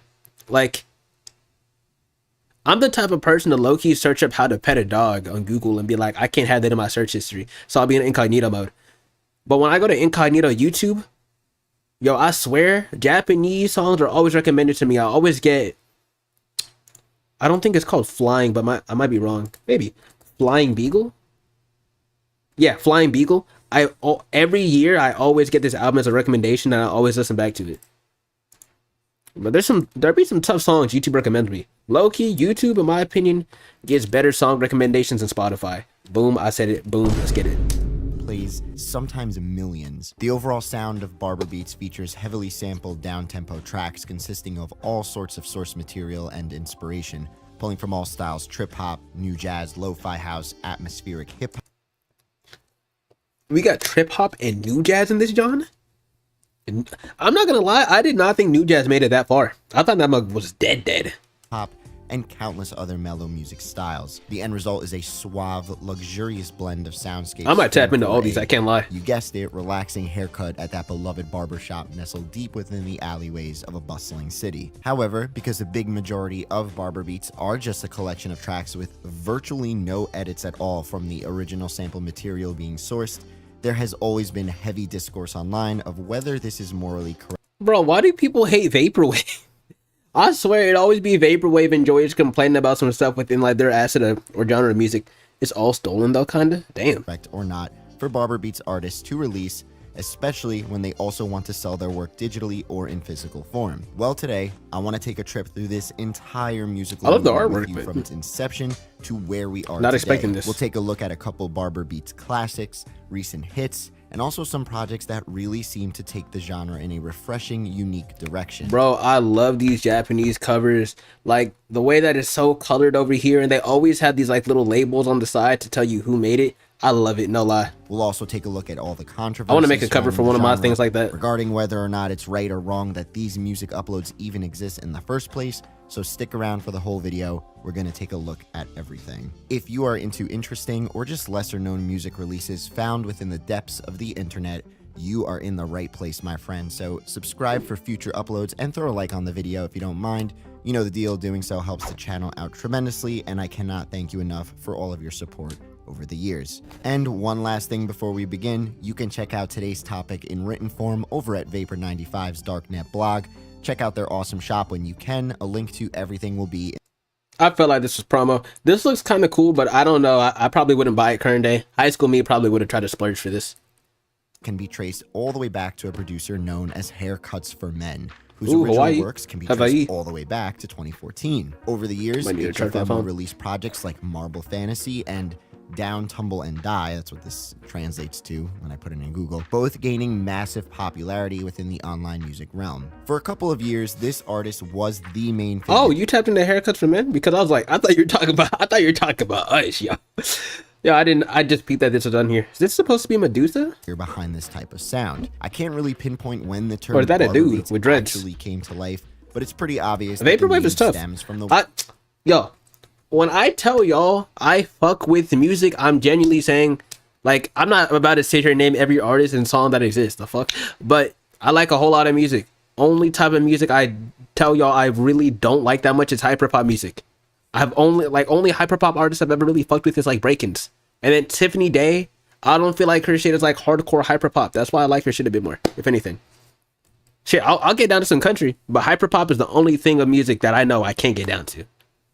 And kind of math rock. I won't lie. I'm not a big fan of math rock. works of Haircuts for Men. There is an excellent article by Van Palm called Barber Beats, the Future of Vaporwave, that states the Black term metal's was coined by Allo City World to describe the sound created by HFM. Allo City World being the leading record label in getting Barber Beats projects out there on physical form. The artwork of Haircuts for Men was also a staple to the whole experience of these releases. Bro, I feel like you have like the more niche like genre of like music of like all the people in here. And I be feeling bad because like, bro, sometimes of course I be making like some older style or like bringing in some like the older styles of music and then like trying to like mix it in with some of my current things. But I'm like, damn, bro, even the stuff we just made, I was like, damn, AK might not fuck with this. But as I be saying, bro, I just be coming on here because I love making music. I want to really just interact with y'all and all that shit, bro. I'm trying to watch these videos with y'all. Shit, fucking react to videos, make shit, all that stuff, bro.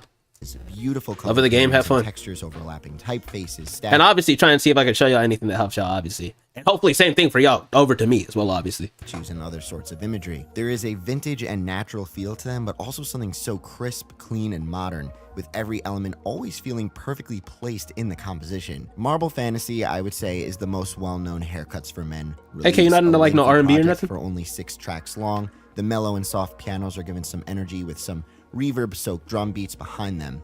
Many Haircuts for Men releases are similar with one another, but it was this one for some reason that really seems to be the release most people think of when the name Haircuts for Men is brought up. Down, Tumble, and Die is another release that, at least for me, pops up in my mind when I think of HFM. Just like Marble Fantasy, this project also consists of soothing drums paired with quaint sample material, synths, washed-out vocals, and more shiny piano keys. For a while, it seemed like Haircuts for Men was the only artist truly dedicated to not only this sound, but sound atmosphere, let's say, of a virtual musical barbershop you can access simply from your headphones. But eventually, in the 2020s, Feels like people only listen because of the cover. I might be a little guilty. Cause yo, covers are day by day. I actually want to code up my own soundboard because I'm sick. I'm sick and tired of that. I'm dead sick and tired to my stomach of me trying to change the fucking screen back over and it thinks I'm still trying to play a sound. I'm actually sick and tired of that. Oh my gosh. And how are you gonna tell me the day I installed a new soundboard was the same day that my stream was lagging? Coincidence? Oh shit, I got the glasses on deck. Coincidence? Motherfucker. I think not. Bro, boy, these glasses about dirty as hey. But still, bro, like, there's nothing out there. I've tried Resonance. I tried using some other shit on GitHub. I might really just have to start risking the virus, bro. Like, this laptop's gonna go to waste anyways when I buy a new one. But these covers are so dang tough and all that. It's a great first impression. And I see that the titles are something pretty cool. I want to tap in. Shit, like, they know how to market themselves. A multitude of artists who have had some releases do some serious numbers throughout the internet. Artists like Macro Blank, Oblique Occasions, Modest by Default, Monodrone, Slower Pace, Ozcob, Godspeed, and many others all dropped projects that played a heavy role in the growth of the movement. Boy, like, look, this John up here is called Godspeed, and this looks like some JoJo type cover right over here with this little pose, bro. Why would I not tap into that? Oh my gosh, bro, these covers are so tough. They just look good. Macro Blank is definitely one of the biggest hits out of this scene in the 2020s, with releases like It Hurts Forever and Separation, carrying the torch from Haircuts for Men with a similar style of samples used, as well as that colorful aesthetic. Oh my gosh, bro. I'm OD glazing these covers. I know. The font, the color selection, the simplistic colors, bro. There's only, what, 4 colors on here? 1, 2. Yeah, 2, 3, 4. There's 4 colors on here. This is beauty. This is art.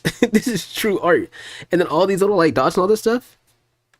Oh my gosh. 2022 saw one of my personal favorite Barber Beats projects, Anathema by the Baltimore-based Oblique Occasions. Just really tasty, laid-back sample selections recycled into this mixtape collection of sweet-sounding journeys into jazz. The track on there, titled No Love, is simply gorgeous. Modest by Default is also one of my personal favorite figures in the Barber Beats scene, in particular 2023's Permaculture being a definite standout. Exquisitely chill under just an hour for you to finish this journey from start to end. There is also the Raw Practices series, volumes 1 through 3, which features UFC fighters for album artwork, and me being a huge UFC fan, how am I not going to check out an album with a cover that features a bloody Diego Sanchez on it? Like, what? While many Barber Beats projects at... Holy shit! Bro, I wish I could make amazing art like this. I'm somewhat at graphic design, but I can't draw, y'all. I suck at drawing, and I've been trying to get nice at drawing my whole life. Not like super intensive trying to get better at it, but I've tried from here and there, bro. I tried animating some shit on here one time back when I was in like fucking high school, bro, but I can't draw like that. I wish. As mentioned multiple times. Yo, actually, let me scroll through my Instagram real quick, bro. Like, I tried making a cover for one of my songs one time, and I was drawing that mug, bro, and like, it didn't look like the shittiest piece of thing you ever saw, but it was like, damn, you could tell that like a beginner tried making this or something. Bro, I gotta scroll back to 2023, and I don't be hiding my reels off of my fucking main page. And no lie though, I can't lie. I've been saying this for a minute. If I hit 1,000 like followers on the gram, I know 1,000 isn't what it used to be forever ago. Like that doesn't mean I'm famous or nothing. But if I hit that mug, I genuinely might clear my Instagram of a shit ton of shit. No lie. And unfollow a shit ton of people, cause I'm gonna just need that. Even though the second that like I unfollow, motherfuckers are gonna immediately unfollow me, bro. Like, this shit doesn't look good, but it doesn't look ass, bro. Like, it's not good and it's not ass at the same time. Oh my gosh, bro. Oh my gosh, I wish I was nice at drawing, bro. I really do. All right, let's get back into it. Through this video can feel it's cool, bro. It's just cool. Ultra chill. But I also showed y'all I did make the cover for Do You Feel the Same? Loungy sample flips all the time. 2023 EP. Some projects tend to take things up a notch with more unique themes, settings, and some are even tied to an online music cult. Before we get into all this though, I wanted to take a quick second to thank everyone who is or has supported me on Patreon, using everything from sampled Pokemon soundtracks. I was gonna say, I got Pokemon feels from the covers. Awesome artwork, all tying the entire package together to really... Was that a Pokemon right there? ...showcase Snow Point Lounge's... Or was it like some random drawing similar? The Brazil-based Slower Pace is also another personal favorite of mine and many in the Barber Beat scene, due to each of their releases taking on a whole new world, atmosphere, or tribute to another piece of media or culture. This is another artist who is heavily inspired by video games and gaming box art in particular. I've talked about their Barbershop Simulator release on the channel in my Getting Lost on Bandcamp series, a 13-track collection of tunes that encapsulate the background music in a haircut tycoon meets Grand Theft Auto game of sorts. Metaverse Sports Resort and Pyromaniacs are some other releases as well in the slower paced catalog that features a heavy influence from video games and their art style. If you're looking for a great read, KJHK Radio did a wonderful interview with Slower Pace, which I will leave for you in the description of this video. Skin Dance and the Creep Tapes is a whole nother beast, which I plan on discussing fully in a future video, but these 4 releases feature a dark, ambient, and industrial twist on the Barber Beats formula. Yo, you know what I really love about videos like these, bro? These videos are the things that make me listen to, like, once again, branch out even more on the music I'm listening to and just think, how was this shit made, and trying to incorporate it in my stuff, bro. Because, oh my, like, the stuff that really breaks out these days is the evolution of music. It's not just, oh, I made a song and people listen to it for the most part. But it's normally like an evolution where it's vocally or the production, whether it's stuff you did on your vocals or stuff that's gone on in the beat. Well, I'm saying, yo, that's why I love these videos. Acts with a bit more distortion and texture that pairs it with a pretty fascinating situation. The artist is apparently part of an online music cult, and more can be discovered if you were one of the people who picked up one of their extremely limited cassette releases. Each cassette contains a QR code, which the label insists that if you scan the QR code within the J card, I take no responsibility as a label for anything that happens thereafter. Yeah, like I said, I'ma save all that for a future video. So I'm definitely a fan of Barber Beats, and there are pockets of days throughout the for a future video. So bro, I love these so much that I'm looking at them and I'm getting jealous, bro, because I can't make stuff like this, bro. This looks so cool, bro. And then they got the whole oh my gosh, they got the barcode. One thing I low-key want to do in the future is I don't know how I would do it really, but I guess nothing lasts forever. I want to put a QR code on one of my song covers. I want to put a QR code bottom left that's going to link either to like my DistroKid or I guess my Linktree, or maybe to the fucking, what's it called? The YouTube playlist of this John. Definitely a fan of Barber bro, Beats, this is and there tough. are pockets of days throughout the year where I listen to nothing but this type of sound as I do work, travel for shows, or simply drive to the grocery store. They are fun little snacks of mixtapes that look really nice artwork wise and help me focus on a task at hand. I like to think of Barber Beats as audio coffee. And I also realize that many Barber Beats projects are just simple sample flips with virtually no edits at all from the original sample being used in the tracks.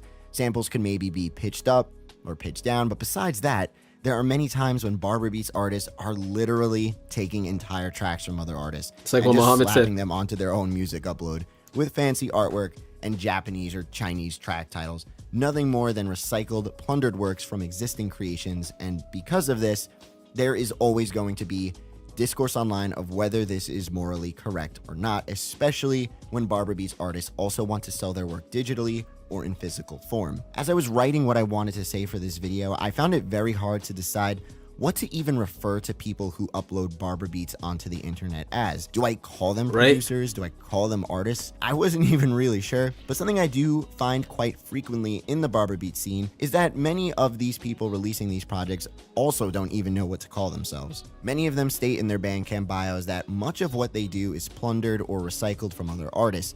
Modest by Default, for example, stating, virtually everything is plundered and absolutely everything is free. When asked what advice they would give to someone looking to start their journey as an indie producer, Slower... Bro, this mug is just reminding me of like the early 2000s. This is something you would have saw on like an early 2000s website back when the world had character. Pace responded with, I don't consider myself a producer. Nostalgia just an enthusiast maxing. and a guy who likes playing with software. The Haircuts for Men bio also famously states, I take some credit, but most everything is plundered. We've also seen entire discographies get wiped from Bandcamp due to the heavy repurposing of existing music being uploaded into these Barber Beats projects. Macro Blank I don't believe exists anymore on Bandcamp, and the entirety of Haircuts for Men was removed in the past as well. And things can also get even fishier when Barber Beats artists and labels aim to release these projects on vinyl or cassette. How far can one go in making these Barber Beats releases something they can claim monetarily? Do I have the ultimate answer and truth on this subject? Obviously not. You can get lost and lost some more in Reddit posts with people going back and forth on how Barber Beats are low effort and shouldn't have garnered such a following or appreciation, but at the same I can't lie. I would be someone who would say, damn, these mugs are low effort. But at the same time, that wouldn't make me not appreciate it because, bro, if it sounds good, that shit sound good. Same time, personally for me, it's hard to justify thinking it's completely wrong when there has been so many examples of low effort sample manipulation, not just in the vaporwave scene, but other music genres and subgenres out there as well, that people aren't in an uproar about. It all comes down to really your personal subjective opinion on where the line is crossed. This is what makes Barber beats so deliciously enjoyable, that it can subvert what people think vaporwave should be or is allowed to be. It was only a matter of time before what was understood as vaporwave conceptually would start to evolve, and this process has led to a paradoxical movement where vaporwave itself is becoming the source material for newer vaporwave. Barber Beats, the future of vaporwave. At the end of the day, Barber Beats just really captures the essence of how disposable things seem to be in this day and age in the realm of being online. And it's not like people are getting rich from these releases. Trust me. On YouTube, for example, coming from a YouTuber himself, I can't see many of these Barber Beats artists making much from ad revenue on these releases that even get into the millions of views. YouTube has gotten so good at detecting copyrighted material and automatically reroutes your ad revenue to the respective artist or platform that owns said content. And with so much of these Barber Beats projects containing literally just a song slowed down, I can't see much profit happening there when they are definitely getting rerouted somewhere else. Yo, like, I make no money off these Johns. Like, I don't got the watch hours to even monetize myself if I wanted to. But every stream, bro, this or this always gets me a copyright claim. And I'm like, hey, at least that shit's not no strike. Well, shit, sometimes a random, like, bro, I sampled something. AK submitted the sample. It was like, was it After Party? Or it started with a T, something like that. Or, I don't know. But, bro, I played 8 seconds of the sample when I pitched it up. I pitched up the sample. I pitched the sample up. I was like, whoa, what the fuck? They were like, yeah, this plays something that's copywritten. You can't play in some countries. Like, this shit is crazy. It's dead at a point where, bro, you gotta like literally chop and screw a sample if you even want to play some other song. Like, y'all know that that Netspin beat, Nothing Like You? Yo, Netspin, don't take me off of the net for this. Hold up. Instrumental.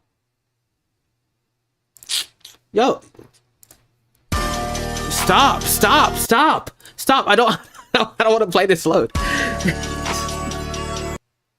Okay, but this.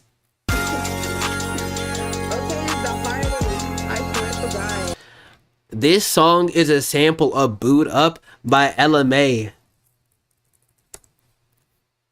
And no one knew this for the longest, that it was a chopped version of the vocals that was reversed. No one. And the second after people found that out, that's whenever Netspin got hit with copyright for that.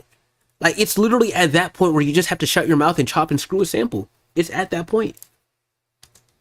In regards to physical releases, coming from someone who ran a record label as well, getting vinyl produced this day and age with how expensive things have become barely turns a profit. And as independent small record labels, any of y'all be buying really buying vinyls for your love of physical media at a certain point and not to make a bunch of money. I don't think labels are really out here to become millionaires from releasing Barber Beats on vinyl or cassette. I think there's just a love to see these repurposed works and mixtapes, because that's a huge majority of what these really are. Mixtapes brought to life in physical form with really cool looking records. And bro, Mohammed, the name of that song is that one song. That was the first Netspin song I ever liked, bro. I just fuck with that beats. Oh, I'm like, bro, I feel like that beat is one of the things where it's the definition of underground music, and I fuck with it so heavy. Also, I low-key can't see myself buying a vinyl player unless I got a shorty in my life who wants one, because I don't need one. I hope one day it'd be dope, because one thing I do with my songs, fun fact, y'all ain't gonna see me walk up and fucking walk away because motherfuckers is fat.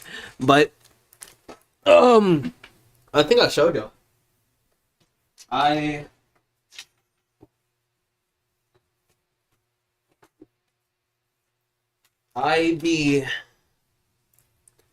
be printing out my tapes and shit, albums, you know, EPs. I be putting them. Oh yeah, this got 2 covers. I be putting them on CDs, and cause I'm small, I would sometimes like ship these out to people that would I normally like put on the Instagram story like first come first serve. I would like ship them out entirely for free, hand them out to my homies and all that shit, sign them, because even though I'm small, bro, this is some cool shit. And I think it's so funny that mad people, like, I literally print these out, cut them up, and then like place them on there. I burn the CDs manually because I think it's cool.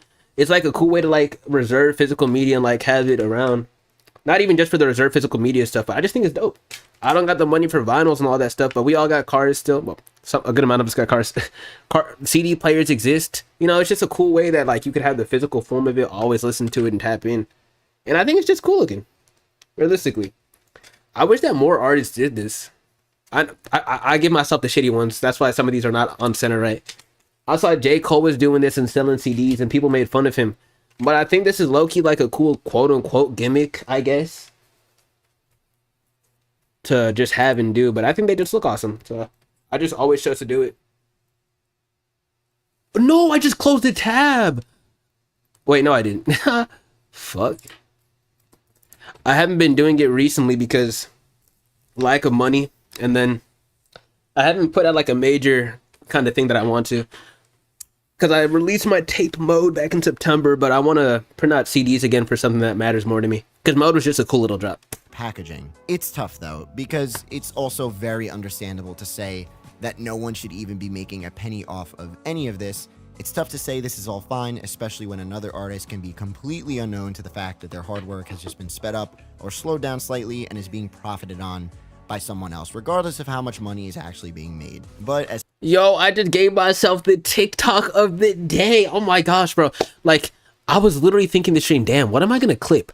I got like 17 long form videos, but maybe 5 shorts that I could upload. Damn, bro. What type of short am I gonna upload? But I could literally just upload me clipping myself down and saying, yo, so I think I've shown y'all, but I like have CDs of my tracks. I feel like more people should do it, bro. Watch me become the blueprint. A motherfucker steal that shit from me and they're like, that's awesome. You should sell them. More people should do this. Like, bro, I'm saying you just buy in bulk a little bit. It's not even that much cost, bro. Just get a CD player. Get yourself some CDs, some CD casings. someone who is also a fan of genres like Signal Wave, I'm finna be the reason motherfuckers bring back like local rappers like selling CDs, bro. I want to do that shit one day, like when I'm a bit bigger but still underground. I want to dead go around and be like, hey, you trying to buy my tape, fool? Bro, like, if I got speakers, at least I can preview that mug with me, you feel me? I might have to keep like a I'm about to keep one of those or like something to like, you know, strap someone up with. Wait, not strap, wait. Something to slice someone with just in case, you know, I get tried or something. Some of our favorite classic, because ain't no way I'm finna be selling CDs like up in DFW and somebody tries to rob me for my fuck ass CDs, bro. Like, Fuck wrong with him.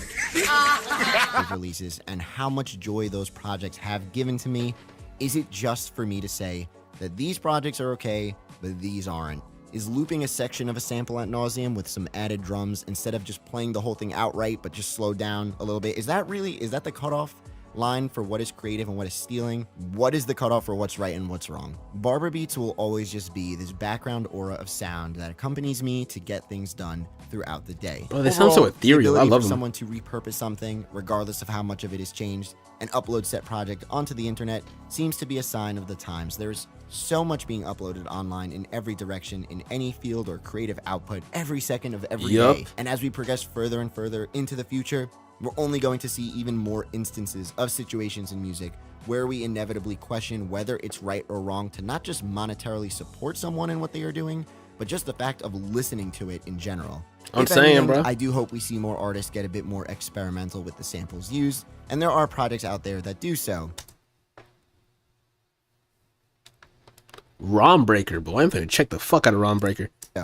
I also love when any online music scene aims to bring the community into the real world. Allo City World hosted a live Barber Beats show out in London, and it is directions like this that will only further enhance the creativity and uniqueness in this interesting little electronic music genre that has found itself a comfy home throughout your YouTube algorithms in the past couple of years. But I would love to hear your thoughts on Barber beats and whether you believe it's right or wrong in the comments down below. Do you tend to stay away from these types of releases, or do you enjoy them? I think we're only going to see more and more of these releases as time goes on. They can be irresistibly catchy at times, from the sound itself to the artwork that pulls you in, and it's fascinating to watch it grow and grow ever more.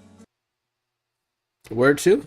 I've been watching a lot of Wojak. No lie, those low budget stories, I fuck with them. But nah, that was a W-ass video, Mohammed. I can't lie. Man, people really be calling like those type of beats low effort? That's crazy. Yo, we act like jungle music isn't literally just like sample, slightly resampled, and then amen drum break on loop. What? And look, that's not me hating on it. That's just me saying, what? Like, why are we just so overly complaining about it being low effort? Shit, jungle is low effort. Jungle music is amazing. It don't take that much effort to make it. It's like Jersey Club. You just get a good sample, boy, you could... Y'all just saw me do that shit after I, like, what's it called? Put that melody down. Boy, but jungle music about good as hell, though. I think jungle music does sound way better when it's, like, sampled instead of cooked up from scratch, but... Shit, motherfuckers just my BS. I am. What other type of music is low effort? Like, you can say that sample music is mad low effort, which I don't think is super low effort. But literally anyone could sample, put 2 steps, snare on 3, and then like a basic kick pattern. And once again, I don't think it's OD low effort. But you know, it's like there's a point to it where if you don't make your drums spicy enough or do enough of the sample and manipulate it, it's just like super boring. And then drummer died homeless too. Damn, really? That's crazy. Bro got no money off that break. No money, bro. Unfortunately. We have been live for close to 2 hours. I'm gonna be live for a little bit longer. Not OD longer, because I don't know. Yo, I can't lie. Working my fuck ass sandwich job again. That shit healed me. I can't lie. I've been happy this entire stream. Dead ass. I've been happy this entire fucking stream. The sun? Y'all see this white over here? Boy, I just put my hand up in heaven. Boy, you know what they got up in heaven, bro? Motherfucker, they got drinks up in heaven, bro. They got drinks up in that motherfucker, bro. They got drinks up in that bitch, bro. But the sun is looking brighter. The air is smelling better. There's this one place I have to pass where the air smells like shit, so I guess it's still kind of ass. I just feel like I have more energy. I'm gonna go outside and skate after this stream. I didn't want to skate today when I woke up, but bro, I want to skate. I want to run.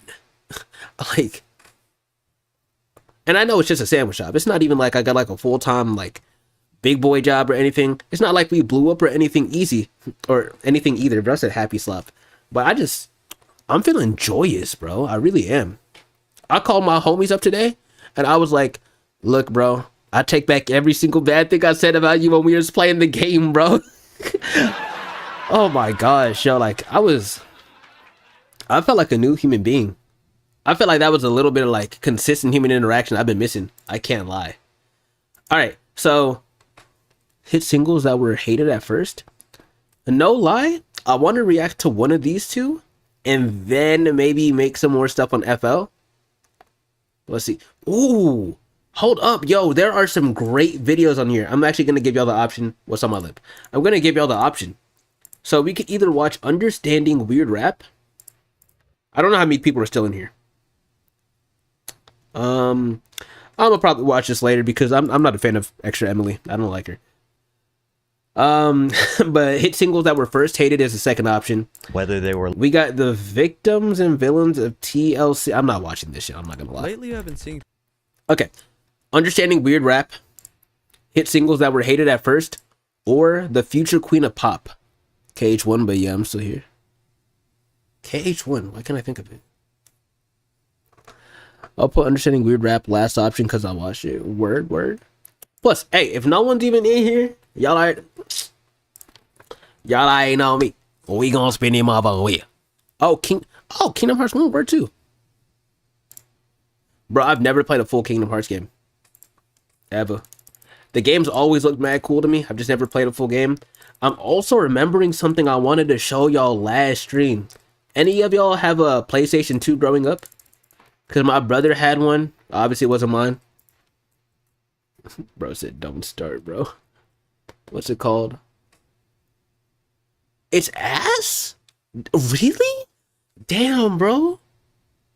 That's crazy. Bro, that's like... I played a little, not a lot. But like maybe like once or twice. Played like Crash when I was a jit. Everyone says that Crash games are ass. That's crazy, bro. Damn. What was SSX Tricky? Did any of y'all play this game growing up?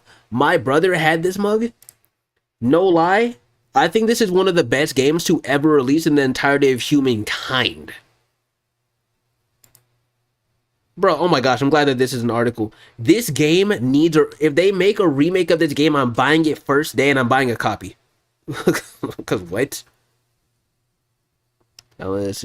Bro, Sonic, this game, in my opinion, was some of the peak of early 2000s gaming, in my opinion.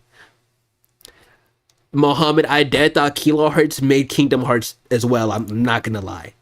I'm glad I'm not alone. Hey, but no one really gave us a suggestion on the video, so we're gonna do best 2 out of 3s, quote unquote. We're just gonna see whatever lands twice. We got the future queen of pop. Okay, hit singles that were hated. All right, let's see what this comes down to. Okay, they all landed one time. Let's see what this comes down to right here. Drum roll, even though I can't play sounds at the same time. Understanding Weird Rap is the one that won. We're gonna listen to this 17-minute video, so it's probably about to be 25 with me. Let's see what this is about. Let me close paint because I don't need this, John. I know Mohammed is upset. I know Mohammed is like, motherfucker, I watched this shit though. For as far back as I can remember, I have always been a hip-hop fan. As a kid into my teenage years, I bumped all the mainstream and popular rap everyone had listened to a million times. The J. Coles, the Kanyes, the Drakes, all of them. But you could... Yo, that's me, and right now I really feel like I can't listen to like rap, caviar, or mainstream music. It's actually kind of sad. I used to think underground heads who couldn't listen to mainstream were just ignorant, but it is at that point where a lot of this shit, I just feel like it's OD basic to me. Unfortunately. Only listen to the hits of yesteryear so much before the need for but some of them hits still stand out to me.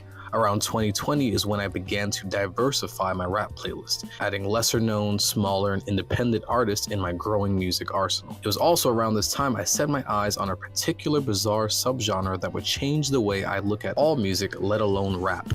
The experimental hip-hop subgenre was something that I heard in murmurs and rumbles on the internet, as well as a friend of mine taking a liking to this music. I knew virtually nothing about it aside from its sometimes less than tasteful sound. You read my mind, Mohammed. I was literally thinking, dang, bro, do I say I've been bumping that? Just hold on, we're going home, bro. I'll be making food and I'll be like, going home. Oh my god, bro, that song is. Oh, I don't care what anyone's got to say about Drake. Look, I'm not no D1 Drake fan. I'm not no D1 Drake laser. I don't know every single song that man's ever produced. Made. That man carried the 2010s on his back. On his back, bro. Oh my goodness, bro. Into fan bases, but I knew I could only listen to the same. Like, when I say separate the art from the artist, bro, Drake is one of them people. And it's not like Drake has like OD, like, he's a bit of a weirdo. And then, you know, some people just overly make fun of his personality.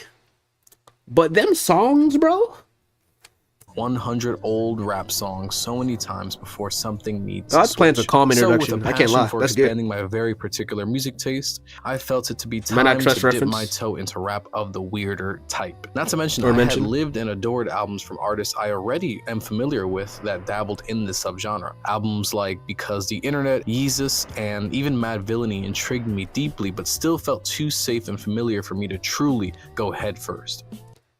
I've heard a song from each of those albums, never listened all the way through.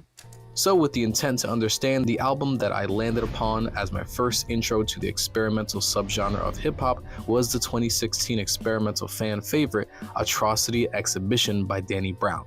I was thrilled to dive in, yet Upon giving it a listen straight through, my opinion of it was negative. I didn't like it. The album everyone was raving about, it just felt like it couldn't be the same record. I wasn't a fan of his voice. No lie, bro. I wish I was mad into MF Doom, cause bro, he's got some great fucking songs slash what's it called? Beats. Oh my gosh, those beats are majestic. I adore them. Like how off the beat was, how some of the instrumentation felt messy and disorganized. I just didn't like it. Ain't it funny how it happens? Or so I thought. Let's take a step back. Like with anything, to better understand experimental rap, it definitely helps to first understand what makes it experimental. But even that isn't so easily explained. Danny Brown. I'm not also not tapping into Danny Brown like that. Its boundary-pushing, divertive, and unconventional style. So is all of hip-hop, despite the genre. Was that who I thought it was? Of rap and R&B recently being stated to be the most listened to genre in the US, the genre began as a way to divert from conventional norms and stick it to the system. Most classic rap albums in some way, shape, or form began building the stepping stones for what would become experimental hip-hop. It wasn't until experimental rappers like MF Doom, De La Soul, and Kool Keith came around and transformed into some of the first examples we'd see of artists who were abnormal in the already abnormal genre. So what exactly is it that makes experimental hip-hop different than any other unconventional rap subgenre? I believe the differences lie in the innovative production and bizarre yet meaningful lyricism. Let me explain. Yet another strange subgenre of hip-hop that gets mistaken as experimental is horrorcore, a dark and... Boy, thank God. I mentioned this last... Is that Tyler's face? I mentioned this last stream... Not last stream, some streams ago. That dude wanted me to flip that sample into horrorcore. Mad people in the comments are like, boy, what the fuck is horrorcore? What? What?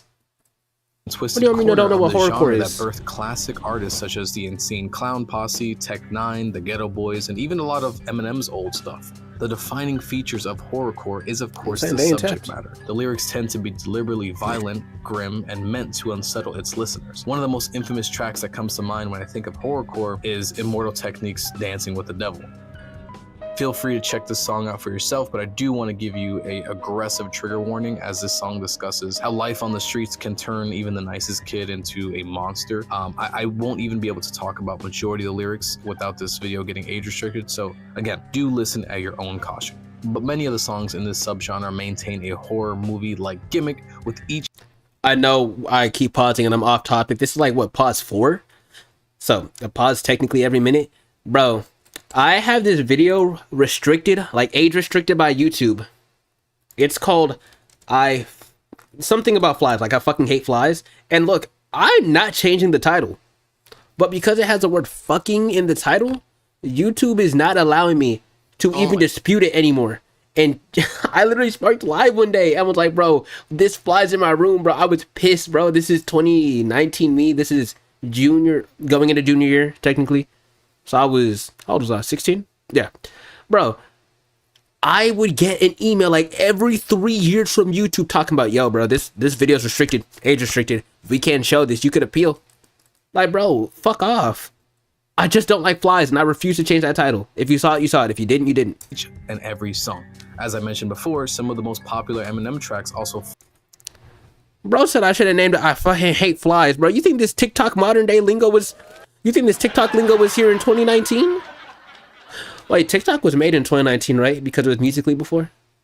Anyways, though, modding, I don't even give a fuck. It's some random video about me ranting. Fall in this genre, such as Stan, the story of a psychopathic stalker that obsesses over Eminem and ultimately dooms himself as well as his pregnant wife into an early wet grave is the type of stories told in the genre. While speaking of, hold up. Oh my gosh, I'm OD pausing. Y'all know when I say boy, I'm saying that mug for like funny effect.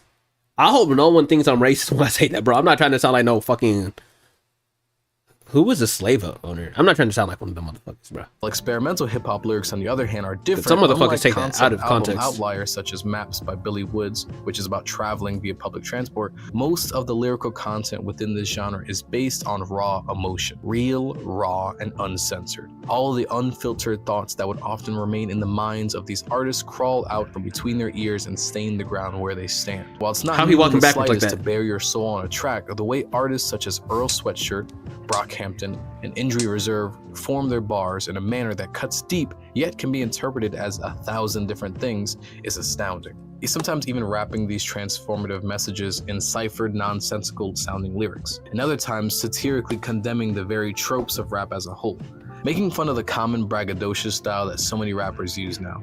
On the other side of the coin, very serious messages can be expressed better in this subgenre than really any other genre. Oh shoot, y'all. Oh, my manager said we've had an increase in call-outs over the last several weeks, making it very difficult on your fellow teammates and the restaurant as a whole. Y'all. That means we're getting more shifts, we're getting more money. We're getting that Apollo I'm looking at the wrong camera. The Apollo interface. We're going to be getting that. We're gonna be getting that. We're gonna be getting this laptop with the 5090 RTX. Even though we're getting that Texas fucking munch ass pay. Nah. I don't be calling out. Like, I really don't. I've rarely ever gotten sick to where I call out either. And speaking of injury, Also, if you work when you're sick, bro, people have told me they do that shit, bro. You're nasty. Please don't do that shit, bro. I'm not trying to, for your pay, get germs. Fuck. Reserve, their 2021 album by the name of By the Time I Get to Phoenix is deeply personal on an almost uncomfortable level. I could probably make an entire video just about the album alone. The album came right after the pandemic when the world was at a very bleak low, with little hope being hard to come across. The album would already be a depressing and reflective album if it was just about mortality and fear of impending apocalypse, but unfortunately, shortly before the album was released, one of the members, Stepa J. Groggs, passed away. The final track, called By Storm, is one of the most difficult rap songs I've ever listened to. Lyrics such as, I see my anchors break down, I don't know how to hold that. There's only so much two arms can truly hold that. The show must go on, the show must go. they truly feel like mumblings to comfort oneself, and it makes this whole project absolutely gut-wrenching. The album is probably a lot more relatable now, more than it was when it was released, due to the very real problems going on currently in the world and in America. Commenter Atomic Open House on the aforementioned Injury Reserve song states, "I'm really bad at associating emotions to events and experiences, to the point where I don't exhibit You couldn't have left the comment on screen so I could just read ahead of this TTS? any change in the face of loss and tragedy. But music always had the ability to do that for me. And I depend on music to help me understand emotions and express myself. This is the first song I've ever heard that has totally captured something specific. Something as specific as leaving something or someone behind." And to build upon that point, I truly believe that experimental rap's most powerful musical weapon would be their unique production. Its ability to pull emotions from any listener, whether it be fear, discomfort, or euphoria, is why it stands alone alongside an ocean of similar sounding genres. And one of the other unique examples of how production can define a genre, and even a generation of rap, would be something like cloud rap. Hold on, y'all. Production. Its ability to pull emotions from any listener, whether it be fear, discomfort, or euphoria, is why it stands alone alongside an ocean of similar sounding genres. And one of the other unique examples of how production can define a genre, and even a generation of rap, would be something like cloud rap, a subgenre that birthed most Bro, I was trying to Shazam the song, but he was talking too loud. of modern mumble rappers came from the once niche concept that exploded in popularity in recent years. Rappers like A$AP Rocky and Lil B pioneered this dreamlike did y'all hear that gate stutter? years. Rappers like A$AP Rocky and Lil B Ooh. pioneered this dreamlike, hazy, floaty soundscape known from the genre. A lot of cloud rap songs sound like they could be ripped straight from a spacey, psychedelic trip, lifting its listeners to another state of existence. This alone is enough to draw familiar, nostalgic emotions from listeners, but unlike cloud rap, experimental production stems from the brash and abrasive world of industrial music and noise with hints of rock and metal. Artists such as Death Grips often use the dirtiest of guitar thrashes backed by loud, almost primitive blast beat production, followed by ever so slightly delayed delivery of bars, all in an intense mix that makes for very purposeful dissonance that experimental rap aims for. And on the other side of the coin, we have guys like Arm & Hammer have some of the most that beat was interesting just picking up. sounds I've heard in music. The use of glitches, clips, reversing music, and strange obscure sound bites make for an uneasy listening experience that really transport you to wherever he wants you to be. It's this chopped, twisted, and screwed manipulation of the samples that highlight the complex process behind these bizarre sampled beats. Arm & Hammer, which is a duo consisting of Billy Woods and Elucid, have an album titled We Buy Diabetic Test Strips, which is a masterclass on understanding this subversive production style. Songs like Landline. I've heard. Why have I heard the We Buy Diabetic Test Strips recently? Really caught my ear with its otherworldly, hellish introduction. And this is no accident, as the producer of that song in particular is the very person who changed my view on everything regarding experimental rap. And this takes me back to my story.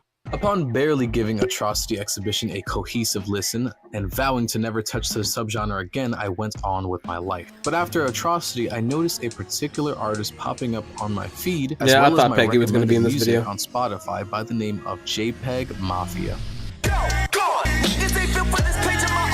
Again, I didn't know anything about this guy, aside from him being more of an independent internet rapper and being quite beloved within his subgenre. In a passive scroll, I've seen glimpses and bits and pieces about his sometimes extreme views and what I thought to be hateful messages in his songs, so to say I was apprehensive to listen to him would be an understatement. But after a while, I felt like I couldn't escape him, and not to mention a close friend of mine named Justin, he gave me that extra little push, so I decided to give this bizarre corner of rap one last chance, diving into the absurd 2018 record Veteran. Something to note about JPEG Mafia is that his art is very much tethered to him. To understand his music better, you must understand the artist behind it. And JPEG, or Peggy as he is also known, is a very complex character. Barrington Hendrix, otherwise known as JPEG Mafia, has had quite the life before his sudden rise to one of the top heavy hitters of the subgenre. Growing up for most of his youth in Brooklyn, then moving down south, he had, in his own words, no stability in his childhood. You know, when you move around a lot, you see a lot of different things, and you have a different perspective than most normal people, you know. A lot of things that people do normally, I had to like figure it out on my own, because no one really taught me. I didn't really have much of a family, so not really having anybody to teach you how to exist in an adult world, I had to kind of just go out there and learn by trial and error. Yet living in the South made him very aware of one thing, and that was his race. Facing quite a bit of racism by that time, he entered his senior year in high school, in which, because of, in his own words, him being poor and not really having a goal in life, damn, the sun moved that much? Bro, I looked at my stream and I was like, what? he decided to join the Air Force. He served a duty tour in Iraq, spent time in Kuwait, Germany, Japan, and North Africa before he was honorably discharged for speaking out against some of his higher-ups, claiming things such as racism, sexism, and sociopathy as all things that he witnessed while being in the military. And to this day, his stance on disliking his time there, despite being a veteran, still stands. This stream would have lasted on forever until y'all seen the light pull up again tomorrow.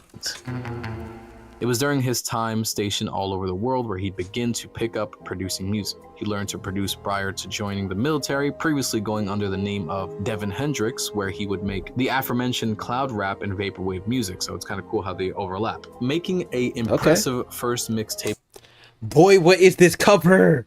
From political to racial messages, all laced with hatred. But it felt necessary. With an ongoing problem of black people getting killed in America due to police brutality, he felt it to be excruciatingly relevant to let his message be heard. Now, before I continue, something I want to mention is that Peggy, just like any other artist in the genre, is far from perfect. He has done and said loads of things not everyone would agree on, especially early in his career, but his message of injustice remains centerfold. Most artists in the genre are just people who have gone through things like every one of us, and very often they can even flat out not be good people, but I think it makes their art that much more fascinating. Something about this genre attracts broken, damaged people to come together to create something very powerful and very meaningful and bigger than they are. But getting back to JPEG, around 19, 20 years old is when he would do his first live show after releasing a politically charged first album called Black Ben Carson, and admit that he'd do things at these shows just to stir up and anger the opposite race crowd. I used to try to have hostile shows on purpose because of where I was. So every show was like a fight or an argument or just some kind of hostility, to the point where I got used to it. But soon after, his self-destructive behaviors, anger, and the feelings of social and racial injustice would begin to fade into his work. Veteran was one of his first albums that began to really cement him as a political powerhouse in this genre. And I do have to say, it was initially a difficult listen for me. The same feelings I had with Atrocity Exhibition came flooding back, but in a completely different way. The album felt incohesive, hard to follow, but most importantly, quite extreme with its disdain-filled lyrics. But after understanding Peggy and where these lyrics come from, the music began to morph. Amidst the chaos, amidst the anger, something would come forth, like a crack of sunlight piercing through dark and menacing storm clouds. And I began to see the same thing on his 2019 third studio album, All My Heroes Are Cornballs, as well. What JPEG showed me more than any other artist up to this point, I don't like the way he was looking at me. The weight behind the concept over the music. Rap could become like just so much more interesting. You know what I mean? It's fine now. I just think it could be way weirder. I like that shit. It's you know, you can't even like listen to it for real, like as a song, but as an idea, it's great. I love it personally, but it's great. I would like to see more shit like just. I heard a lot of JPEG Mafia. The idea alone truly changed everything. I wouldn't like this. Peggy's an artist where I would say he's not ass. Like, obviously, you know, people listen to him, so it's like subjectively he's not ass. But I don't even think he's ass. It's just I can't listen to this type of music for it like that. For me, because there was plenty of it would music literally I be did me enjoy forcing to and myself. plenty I thought was cool, but I wouldn't find myself Because I got really one of my friends, he's like mad into J. Cole. I think he used to be in a JPEG Mafia. bumping it in the car. But that's not why it was made, such as Death Grips. I truly could not get with a lot of their music, but I still respect and more importantly understand what their goal was when making the music. And to build upon that epiphany, something that also dawned on me whilst listening to JPEG's discography is the overlooked power of a re-listen. I would say I was biased towards Tyler before, but I told y'all, like, Tyler's literally one of my biggest inspirations for production. But then again, I've never hated a Tyler, the Creator song. I just hated how many people would like, dick write his songs, bro. Like, bro, people would be singing, like, in high school, his songs, like, damn near every second. I was like, bro, shut up. Listen, the messy intros and rapid beat switches can disorient you and make you forget parts that you may have enjoyed, but sometimes it feels better to stick through the intentional chaos to get to the rainbow after the storm. This is why I found re-listening is crucial to the genre and understanding that, as well as the concept behind it, it is the goal of understanding the subgenre as a whole. And with that, I felt the intimidating walls of this unhinged corner of rap fall down and made complete sense. I returned to Atrocity Exhibition shortly after running through Peggy's discography and enjoyed it on a deeper level. I cannot stress enough how fun diving into music like this is, and the cherry on top was that the two powerhouses of the genre and the two people this video is most about collaborated on one of the coolest projects of 2023 called Scarin' the Hose. Scarin' the Hose felt like a sweltering peak of my growing interest in this subgenre, as well as the normalization of experimental rap as a whole. Scarin' the Hose presents a colorful and cinematic reintroduction to the two rappers in both of their biggest projects yet. I believe this album to be an easy introduction to the subgenre for anyone who still may be on the fence. It's good enough to enjoy, but still keeps you on your toes. Controlled chaos at its finest, ladies and gentlemen, and truly a full circle moment in my musical journey. I'm not sure if I said this publicly on my channel yet, but in regards to what I tend to make videos on, it has to be something that I not only enjoy, but something I have enough passion to really talk about for hours. Something that makes me look at the world differently, and something that makes me appreciate what I once overlooked. And with this subgenre, it opened up a whole world for me where I'd discover rappers all the time I would have never in a million years come across had I stayed in the mainstream rap bubble. And lastly, to you, the viewer. This is why, look, I always advocate for trying to, especially if you make music. I don't know if you make music, but listening to everything, liking everything, and even if you don't like everything, find something within it you enjoy. Cause shoot, I don't think that you can listen to music and like that has a lot of like people that also like it and not like a single thing. I don't think that's a thing. I really don't. Like widening your taste in that way can make you enjoy other music, and it could also help you with making better music for yourself. You hear so many other layers, you like have an idea of what to do with things too, and melodic ideas, shit. Regardless, if you are a die-hard fan of this stuff or someone who doesn't even listen to rap, let alone the experimental variant, I humbly and very gently encourage you to take a step outside of that music familiarity bubble. As you never. Boy, I'm saying, like when I was like getting into Young Chris, like late 2022, and then I started getting into the rest of the underground, I'm so glad every damn day that I did that, every single day. Never know what exactly you may find yourself bopping your head to. As for my experience, I've come to learn that it takes an open mind above everything to get a better understanding of the nuance and bizarre beauty of weird rap. Thank you. And again, I very much appreciate you for making it to the end of the video. Okay. I mean, this is obviously just extending time plus all this other shit. Wait. I'd like to like to see more of my as a subscription. Okay, whatever. Anyways, though, this was a great video as well. I really like this. I know I told y'all I wanted to go back into FL. Damn, that was close to 30 minutes. And cook some stuff up for the fun of it. And whatever the fuck. Y'all, I'm gonna be honest. One, I did say I want to skate, and like sun goes down in 1:30, so that's a lot of time, but I've got to piss and I'm low-key hungry. And I know I could low-key like piss right now and come back. And I could also low-key like eat a little bit and come back. But I'm not going to like spend my time on all that. It was a good 2:30. It was beautiful. We made some great music today. We reacted to some great things, some great videos as well. Yo, there was one thing I wanted to show y'all on Twitter, but I already forgot, I think. Oh no, I don't know if I remember it. Fuck, bro. Fuck, yeah, I don't remember what I wanted to show y'all on Twitter. Hopefully it was nothing. Hopefully it comes back to mind. Y'all, I was bumping this Tyler song earlier today, even though I'm kind of back and forth on how much I like it. So I'm gonna let the instrumental play out in the end. Appreciate each and every single one of y'all every single time for stopping by. It's always a blessing. Thank you all so much. I will let y'all know when I'm back. I don't know if I'll be back tomorrow, but for sure, y'all take care. Stay real. Peace the fuck out, bro.